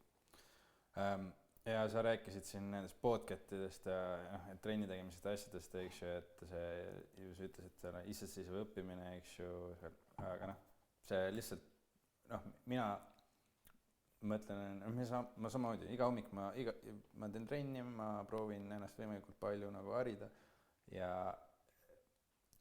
ma tahan nagu, et see eneseareng, et enda arendamine, lihtsalt see, et sa oledki valmis kuulama, vaata, see üks nendest 4 asjast, et see on meeletult oluline, et ma lihtsalt nagu proovin mõelda, et kui keegi meid siit kuulab, eks ju, et mida me nagu, mis sõnumid me tahaks nagu neile edasi anda kuulajatele siis või vaatajatele või nendele, kes siin meis ka praegu täna on. Et jah, tasub kuulata, sellepärast ma kirjutasin siia järjest neid asju üles ka, neid infokanaleid, et võib-olla me saame pärast sinna linkida need asjad järjest. Aga me vist jõudsimegi niimoodi juba siis tänasesse päeva või selles mõttes Combat Ready'ni, et kuidas Combat Ready sündis. Võib-olla, kui sa jaksad veel minuga rääkida? Absoluutselt, aga mulle hullult meeldib. Mulle ka. Siis kellele siis endast rääkida meeldiks? Absoluutselt, eks ju. Aga äkki sa räägiks siis natukene sellest, siis, et kuidas läks Combat Ready algus, sest et praegu te olete ikkagi, ma saan aru, teete näiteks startup teiega koostööd ja minu arust vähemalt siit kõrvalt vaadates teete väga suuri asju Eesti tasandil. Et kuidas siis sellest, et üks vend vajas Kaitseväe otsustamisprotsessis kohta nõu, sai see, et te olete täna siin ja mida sina täna Combat Readys teed? Eks see põhiline, mis meid siia tõi, on täpselt sama mõtteviis. Et meile tundus, et see on nagu õige asi, mida teha ja me lihtsalt hakkasime tegema. Ja üritasime seda teha nii hästi kui nagu võimalik. See ei ole olnud lihtne. Ja tulles tagasi korraks selle arengu juurde, siis ega see arengutee ei olnud ka lihtne. Et selle sama hullu panemise juures Milremis igal pool, iga kord, kui oli puhkus suvel, siis ma tundsin, ma olen läbi põlenud. Ja miks, ma ei tea, aga ma tundsin seda. Ja nüüd minu loogika oli see, et kui ma tahan väga kõrgel levelil nii-öelda performida nii-öelda nagu tippsportlane justkui, aga teha seda äris, siis selline läbipõlemine on osa sellest. Et see on ka asi, mis juhtub niikuinii. Et kui ma kombin neid piire, nii-öelda inimvõimete piire, siis ühel hetkel ma saan vigastada. Ja nüüd küsimus ongi, mis mina tegin, kuna ma põlesin ühe kord läbi, siis läks aasta aega mööda, põlesin järgmist kord läbi, siis minu idee oligi see, et ma tol hetkel enda jaoks mõtlesin läbi, et okei, et see on vältimatu niikuinii. Nüüd palju olulisem asi on see, et kui ma läbi põlen, siis kuidas ma saan tagasi jalgadele, mis on need protseduurid, mida ma pean tegema. Ja ma leiutasin enda jaoks mingi protseduuri. Et minu jaoks see protseduur oli selline, et nii kui ma olen läbi põlenud või ma tunnen, et ma olen läbi põlenud, siis ma tegin protokolli, ma kunagi selle postitasin Instagrami ka vist väga ammu. Et minu jaoks oli see 7 päeva põrgut, mis tähendas seda, et ma alustasin igat hommikuti 10 kilomeetri jooksuga. Ma tegin hommikuti rämedat trenni, siis kui tööpäev läbi sai, ma tegin uuesti trenni. Ehk siis ma üritasin nii-öelda läbi raskuste ja läbi sellise distsipliini ja läbi enda raskusolgele panemise saada tagasi seda, nii-öelda saada lihtsalt käima. Et ma tundsin, et see terves kehas, terve vaim on see, mis nagu toob mind tagasi siia nagu normaalsusesse. ja see minu puhul nagu töötas. Ja lisaks sellele ka, et nii kui ma saan jälle nii-öelda selle raja peal tagasi, siis kui mul see eesmärk on alati ees, siis kui eesmärk on silme ees, siis minu jaoks on olnud alati väga raske nagu läbi põleda. Et läbipõlemine tuleb alati siis, kui ma ei tea, mida ma ja miks ma teen. Aga seesama füüsiline koormus ja endast stressi olukorda panemine just füüsiliselt ja vaimselt, see aitab luua selgust, sest sa lihtsalt summutad selle suure füüsilise pingutusega ära kõik need debiilsed mõtted, mis su peas on. Et kui sa paned oma keha nii-öelda jooksed lõpuni auti, siis su aju lihtsalt ei jõua enam mõelda neid debiilsed mõtteid. Ja sul on niisugune selgus korraks. Ja nüüd, kui sul on selgus, siis sul on järgmine samm teha. Ja nüüd selle Combat Ready juures neid olukordi on olnud nagu palju, et niisugust läbipõlemist pole olnud. Aga mismoodi me alustasime sellega, et eks see ongi omaette nagu seiklus, et kuidas saada nullist siia, kus me täna oleme. Et esimese asjana me tegimegi selle esimese kursuse ära ja vaatasime, et töötabki. Et inimesed annavadki meil tagasisidet ja neile sellest päriselt kasu. Siis järgmisena, mis me seal tegime, oligi, mõtlesime, et kirjutame ameeriklastele, Ameerikas kirjutas meil vastu, et lahedad tüübid Ida-Euroopast, et aitäh teenistusest. Ja umbes sinna kanti see asi jäi ka. Ja noh, neile saadetakse nagu sadu kirju iga päev, on ju, et suured tegijad ja et kes olen meie, et mingi e-maili põhjal arvata, et hakkame nende koostööd tegema või tegenes.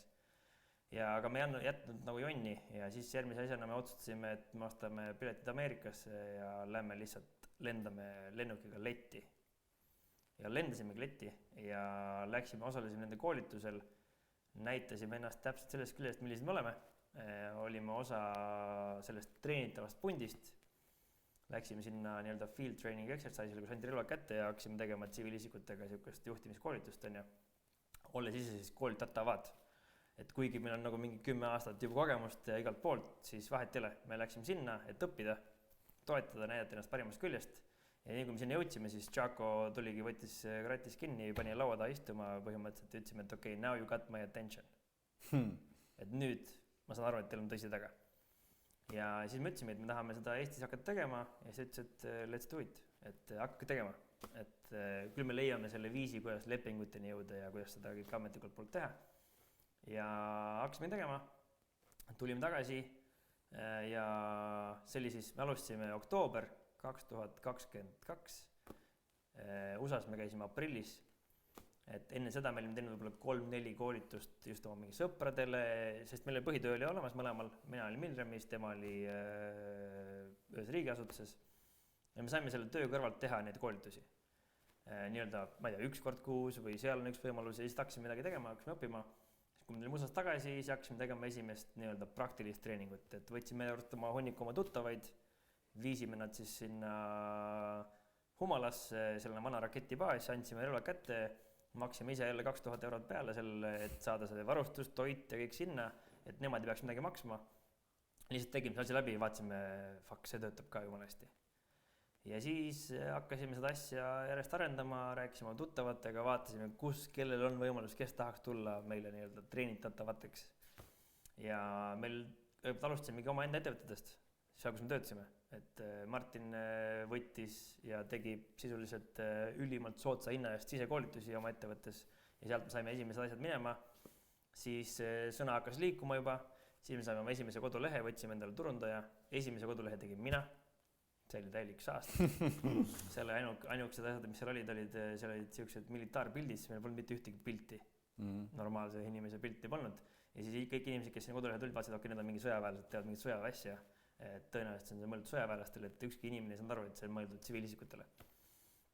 Ja siis võtsime endale turundaja Kadriani, kes siis aitas meil selle meie jutu teha nagu tsiviiliinimese jaoks mõistetavaks.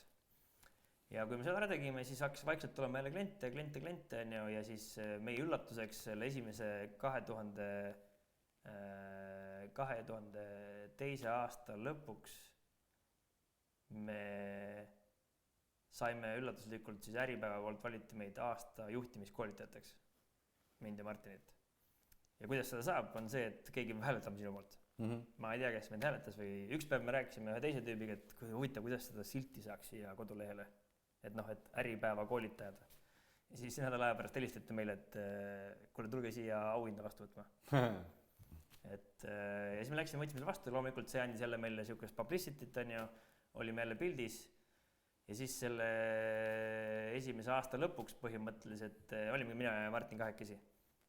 Ja siis Martinil tuli võimalus minna Euroopasse, Belgiasse tegema suuremaid projekte ja nüüd selle tulemusel me pidime hakkama vaatama, et okei, kuidas me siin Eestis hoiame seda asja käimas ja siis me võtsime juba esimesed instruktorid, kes olid meie koolitustel juba käinud ja kes tahtsid ka seda sama asja teha ja hakkasime nii-öelda investeerima siis instruktoritesse. Et selle esimese võib-olla poole aasta nii-öelda esimese poole aasta käive võib-olla oli 20 000 on ju, eurot nende koolituste eest aga me ise olime investeerinud kogu oma raha sinna, kõik, nii palju kui oli, et me põhimõtteliselt võtame mitte midagi välja ja aasta lõpuks me jõudsime siis mingi 70 000 ehk siis see teine aasta pool oli päris aktiivne juba, aga ega me mingit raha ikka ei teeninud. Et meil oli piisavalt palju sääste, meil oli piisavalt palju nii-öelda võimalusi, kuidas nii-öelda sinna jõuda ja siis see suurem kasv hakkaski tegelikult pihta siis eelmine aasta. Et siis, kui me hakkasime laienema. Nüüd seal esimese poole aastat põhirõhk läks sellele, et aidata Priit ja Aleksander nii-öelda täis koolitajateks, et nemad saaksid hakata ise minema ja minu põhirõhk läks nagu sinna ja siis me käisime, koolitasime ja astusime samme tagasi, tegime hunnikuid vigu, igasuguseid asju valesti, panime rõhku valesse kohta. Mina ei olnud olemas kõikide meeskonnaliikmete jaoks alati, sest et aga samas me ei kaota mitte ühtegi meeskonnaliiget. Et ja siis aeg-ajalt tuligi inimesed, kes ütlesid, et kuule, ma tahan, mulle meeldib see, mida teete, ma tahaks ka teie punt tulla. Ja me alati ütlesime inimestele, et tule, jumala eest, mis te tahad? Mida sa tahad teha? Tule toeta, tee seda. Et aga siin äris ei ole liiga lihtne raha teenida, see on see viis, kuidas raha saab teenida, kui sa oled nõus neid asju tegema, siis let's go. Et mingisugused tasuta lõunaid nagu selles äris ei ole, sest et sa põhimõtteliselt nii palju, kui sa teed, nii palju saad tagasi. Ja siis põhimõtteliselt hakkasime seda uuesti tegema nüüd nendest uutest inimestest, kes me tuli. Sellest sai selle aasta koolitaja. Et aasta koolitaja eripreemia tuli Priidust, ehk siis kokkuvõttes see asi, mida me tegime, järelikult toimis. Sest me võtsime inimesed punti ja nendest järjekordselt saime mingi preemia. Ehk siis me lihtsalt tegime kõvasti tööd, tegime hästi palju vigu, õppisime neist ja lihtsalt liikusime edasi nagu auruvedur, vahet ei ole, mis ees on. Me liigume, meil on kindel siht ja niimoodi ühe sammu kaupa me olemegi siia jõudnud, kuni lõpuks siis selle eelmise aasta lõpus. Mis ma veel tegin, oligi see, et kuna me tulime USA-st küll tagasi, aga me ei saanud ikka seda kontrakti kuidagi. No me ei saanud seda nii-öelda lepingut ja me pidime hakkama ise leiutama neid koolitusi, et ega meil polnud, jah. Võtta, eelmise aasta lõpus, me lähevad nüüd aastad natuke sassi. Ma ütlesin algusest valesti, me alustasime 2021 oktoobris, on ju. Siis 2022 oli esimene full aasta, 2023 oli teine full aasta ja nüüd on siis 2024, on ju. Et siis 2022. aastal sai mina ja Martin aastakoolitajaks, siis 2023. aastal sai siis Priit erikoolituse või mingi eriauhinna, on ju. Ja siis, kui me hakkasimegi nüüd, kuna me 2022 käisime USA-s ära, aga me ei saanud seda kontrakti. Ehk siis me ei saanud tegelikult ligi nende nii-öelda koolitustele, mismoodi nad seda teevad, mis tähendab seda, et see polnud meie jaoks probleem. Me mõtlesime ise välja, me teadsime, et meil on nende roheline tuli, et me võime seda teha. Lihtsalt me ei olnud nende prioriteeti listis väga kõrgel, sest et nende põhiülesanne oli Ameerikat aidata, mitte meid.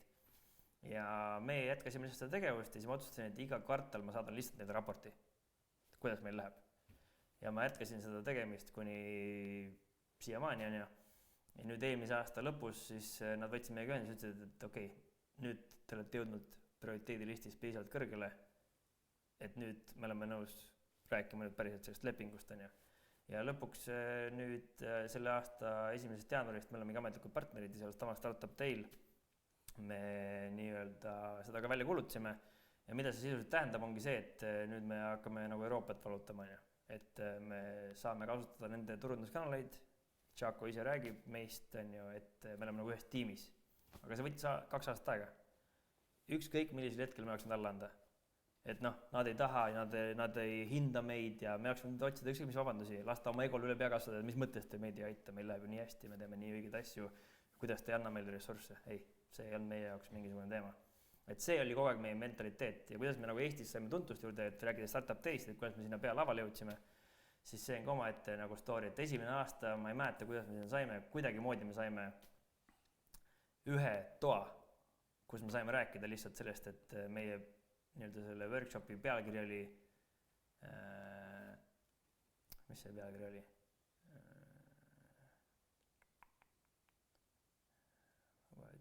Ei ole olemas halbu meeskondi ja on halvad juhid. Ja see pealkiri tõmbas nii palju inimesi sinna juurde, et kõik tulid kuulama sellest, et kuidas nende ülem on süüdi. Aga siis me ütlesime, et te kõik olete juhid. Ja siis meile anti üks nurgaruum ühes kohas ja siis klass oli nagu nii rahvast täis, et siin ei mahtunud inimesed ära. Siis mõtlesime, okei, established, et me oleme siin nähtavad, väga hea. Nüüd mõtlesime, mis järgmine aasta, mida me järgmise aasta tahaks teha. Siis mõtlesime, järgmine aasta tahaks olla pealaval. Mis iganes moodi on vaja pealaval saada. Siis mind kutsuti intervjuule Startup Day tiimi poolt.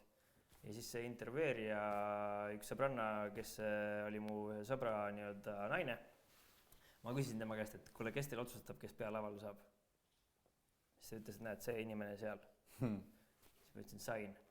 Läksin sinna ruumi ja ütlesin, et ma saan aru, et sina oled see tähtis mees, kes otsustab, kes pealaval saab ja ma tahaks öelda, et me võiksime olla üks nii-öelda meeskond või ühed inimesed, kes pealaval saaksid. Siis ta vaatas, okei. Väga huvitav lähenemine. Ja siis ma ütlesin, et kuule, ma istun korraks maha sinu juurde. Ja istusin tema juurde maha ja hakkasin talle rääkima, mida me teeme, kus asi tuleb ja kõik see muu sinna juurde. Ja siis 5 minuti pärast ta võttis selle oma Excel lahti, et näed, siin on see nagu kava on ju. Et ma ei teagi, et see on suht täis on ju, et me praegu otsime siia speakerid küll, et tahaks Kaja Kallast siia rääkima juhtimisest. Ma ütlesin, et tead, et me räägime parem ise. Et vaata, siin on üks spot, et pane sinna lihtsalt kirja nüüd kohe praegu siin. Võtta arvuti ette, pane kirja sinna Combat Ready ja teeb seda asja. Ja mida ta tegi? Ta panigi sinna lihtsalt kirja Combat Ready ja teeb seda asja. Ja siis me saime pealavale. Jälle mission accomplished on ju. Täiesti randomilt kokkuvõttes. Aga samal ajal ma arvasime initsiatiivi, lihtsalt läksime, tegime ära ja joppas, et see inimene oli õige inimene ja nägi väärtust sellest, mis me pakkusime. Ja siis me mõtlesime, mis me järgmine aasta saaksime ägedamat teha.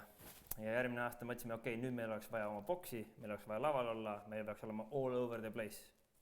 Igas telekas võiks näidata meid siukene idee on ju. Ja võrdselt tundub hullu maja. Siis ma läksin, rääkisin Startup Day tegevjuhiga ja ütlesin kuuled, et me võiksime teha teile koolituse. Shoutout Mart Lättekivi lubas tulla märtsis Founder Story'sse Startup Day tegevjuht. Jah, ülikõva vend, ma võin öelda teile. Nii et Mart, nüüd sa oled kaamera või nüüd on see siin kirjas. Ja nüüd me räägime Mart sinust natukene, mis me sinuga tegime.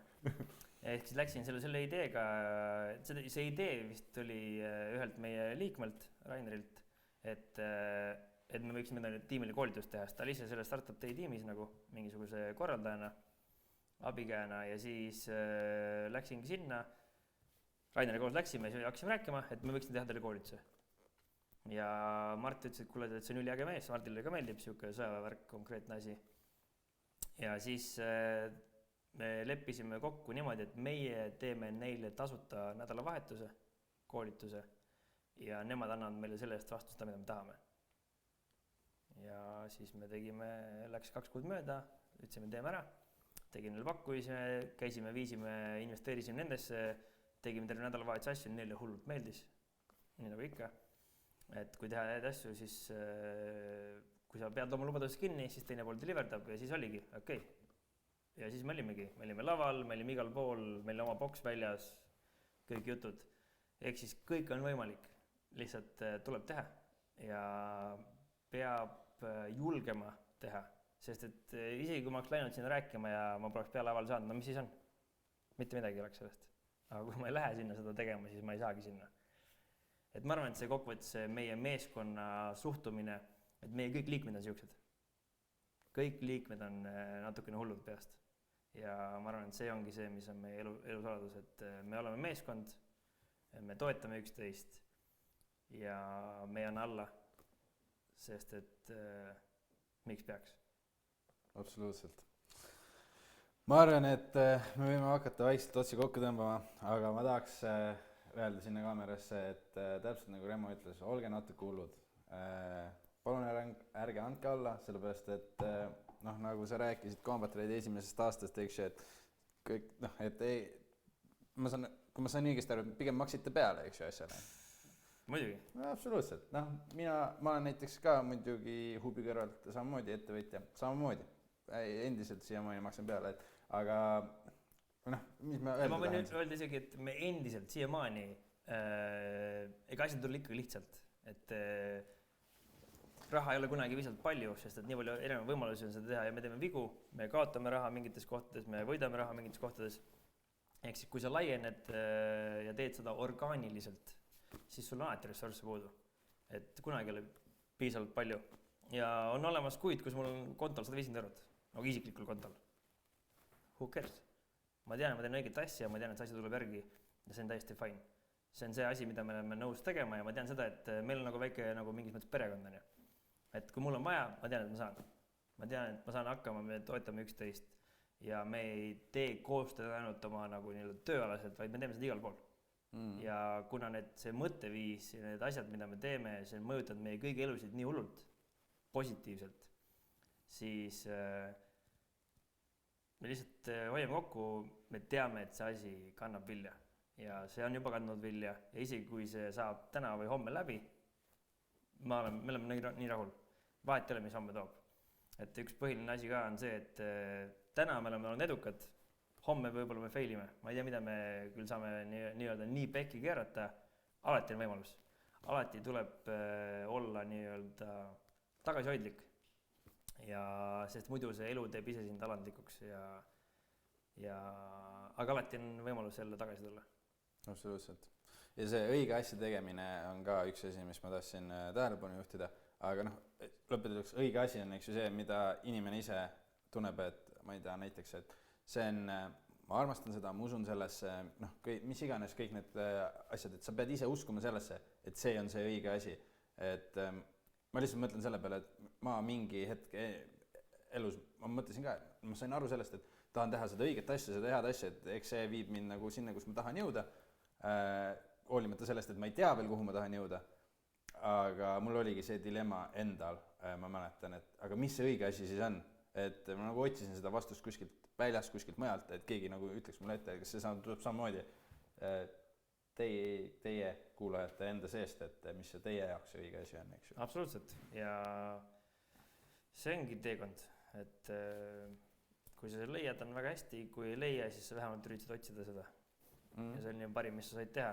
Ja teine asi selle uskumise juures on ka see, et tuleb olla ka kriitiline just selles osas, et sul peab olema, aga sa pead suutma ennast vahepeal nagu välja tõmmata. Ehk siis jah, mu emotsionaalselt ma armastan seda, mulle meeldib seda teha, aga me peame vaatama korraks kriitilise vilguga, kas sellel on ka tulemust. Kas ka keegi teine arvab niimoodi. Et kui ma satun olukorda, kus ainult mina üksinda arvan, et see on hea, aga tulemused näete kõik vastupidist. No siis äkki seal on midagi, äkki peaks midagi kellegagi rääkima. Konsulteeri inimestega, pane ennast keskkonda, kus on sinust targemad inimesed, küsi nendelt nõu, vaata, kuidas nemad asja teevad, mis nõu nad sulle annavad. Aga samas jää kindlaks endale, et ära anna alla, ära ainult kuula teisi, vaid ole piisavalt hull, sest et on olemas inimesi, kes on hästi pessimistlikud, ütlevad, ei, see ei toimi niikuinii.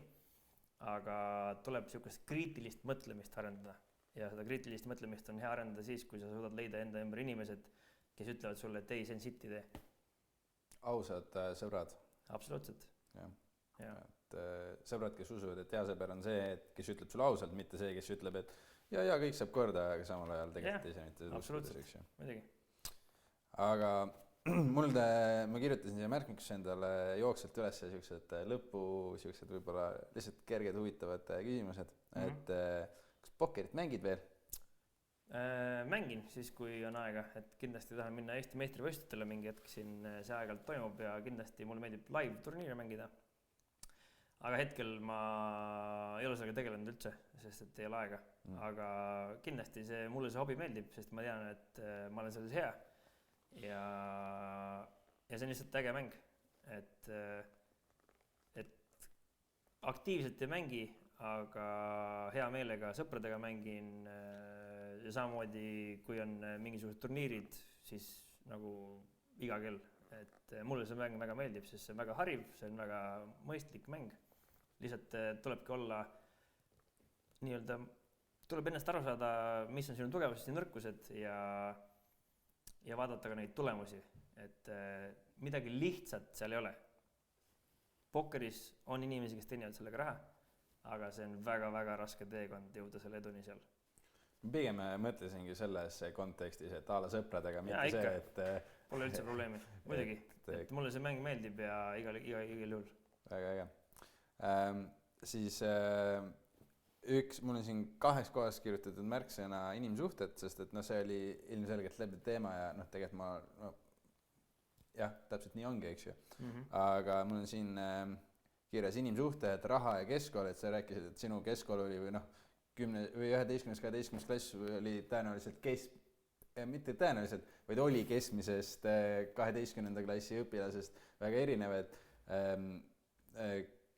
kuidas see raha ja kuidas see neid inimsuhteid mõjutas ja jah. Mina arvan, et raske on öelda, kuidas mind mõjutas, sest et hetkel ma olen nagu rahul on ja selle teadmisega. Ma arvan, tol hetkel see kindlasti rikkus mind ära. Et see kindlasti ei aidanud mul suhteid ehitada, ma arvan, sest et ma kindlasti muutusin ülbemaks natukene, mul oli oma ego, aga kokkuvõttes nagu see lõpptulemus on okei. Et lihtsalt ma kolistasin neid pangisid pidi seal, et tegin nagu neid vigu, et raha võib ära rikkuda, aga mis ta mulle andis oli ka see, et ma saan aru, et raha on tööriist ja kui see on nagu tööriist, siis seda saab juurde võtta, et selles ei ole probleemi, et seda saab alati, see tuleb, see läheb, et kõik asjad, mida sa ei ole välja teeninud, mis on niisama kingitus, et siis need tihtipeale libisevad niisama käest ära ja tegelikult mõjutas, aga mitte liiga palju. Väga hea, siis läks hästi. Ja siis on mul, seesama inimsuhted, et on sul mingid nõuandeid, selles mõttes ma saan aru, et need inimsuhted on väga läbi teema ja ma loodaks, et äkki, või selles mõttes tõenäoliselt on mingeid asju, mida sa elu jooksul oled õppinud, et mida võiks soovitada, et kuidas siis neid inimsuhteid, mis on nii olulised, hoida häid. Et kuidas neid ehitada? Ehitada, jah, näiteks. No see, ma usun sedasama, mida me õpetame, et esiteks austada teisi inimesi, siis kuula, mida nad räägivad. Kui sa kuulad, mida teised inimesed räägivad, siis sul on võimalik teha neid asju nende jaoks, et võita nende usaldus. Kui sa nende usalduse võidad, siis on võimalik mõjutada ja sa pead hoolima lihtsalt teistest inimestest. Ehk siis ma pean esimesena andma, et kui ma tahangi, et keegi mind austaks, ma pean teda hakkama ise austama. Kui ma tahan, et keegi mind kuulaks, ma pean hakkama teda ise kuulama. Kui ma tahan, et keegi mind usaldaks, ma pean andma talle usaldust. Kui ma tahan, et mina saaksin sind mõjutada, siis ma pean laskma sul ennast mõjutada. Kui ma tahan, et sina minust hooliks, siis ma pean sinust hoolima, sest muidu miks sa minust peaks üldse hoolima. Ehk siis ma pean andma ennem ja põhimõtteliselt eeldama mitte midagi vastu. Ehk siis ma pean andma. See on nagu, ma arvan, minu kõige suurem soovitus. Kui tahate häid suhteid, siis andke. Ja ärge eeldage midagi tagasi. Sest kui seda nii teete, siis uskuge mind, kui te annate, te saate selle tagasi ringiga. Sealt kohast, kus te kunagi ei tea, kus kohast tuleb. Ja teine võib-olla ülioluline asi on lihtsalt olge normaalne inimene. Et ärge olge lihtsalt egotsentriline. Mõelge teiste peale, ärge mõelge ainult enda peale. Ja kui te mõtlete teiste inimeste peale, siis ma arvan, see on üks suur eduvõti. Väga äge, ma olen sul ka jälle regustselt täiesti nõus. Ja äkki mul kaks viimast küsimust, üks on mõtteviis, mis siin tegi riibus, et kuidas, et ma siin olen mõelnud, et võib-olla sul on üks see sama asi, ma usun, leian, et nagu see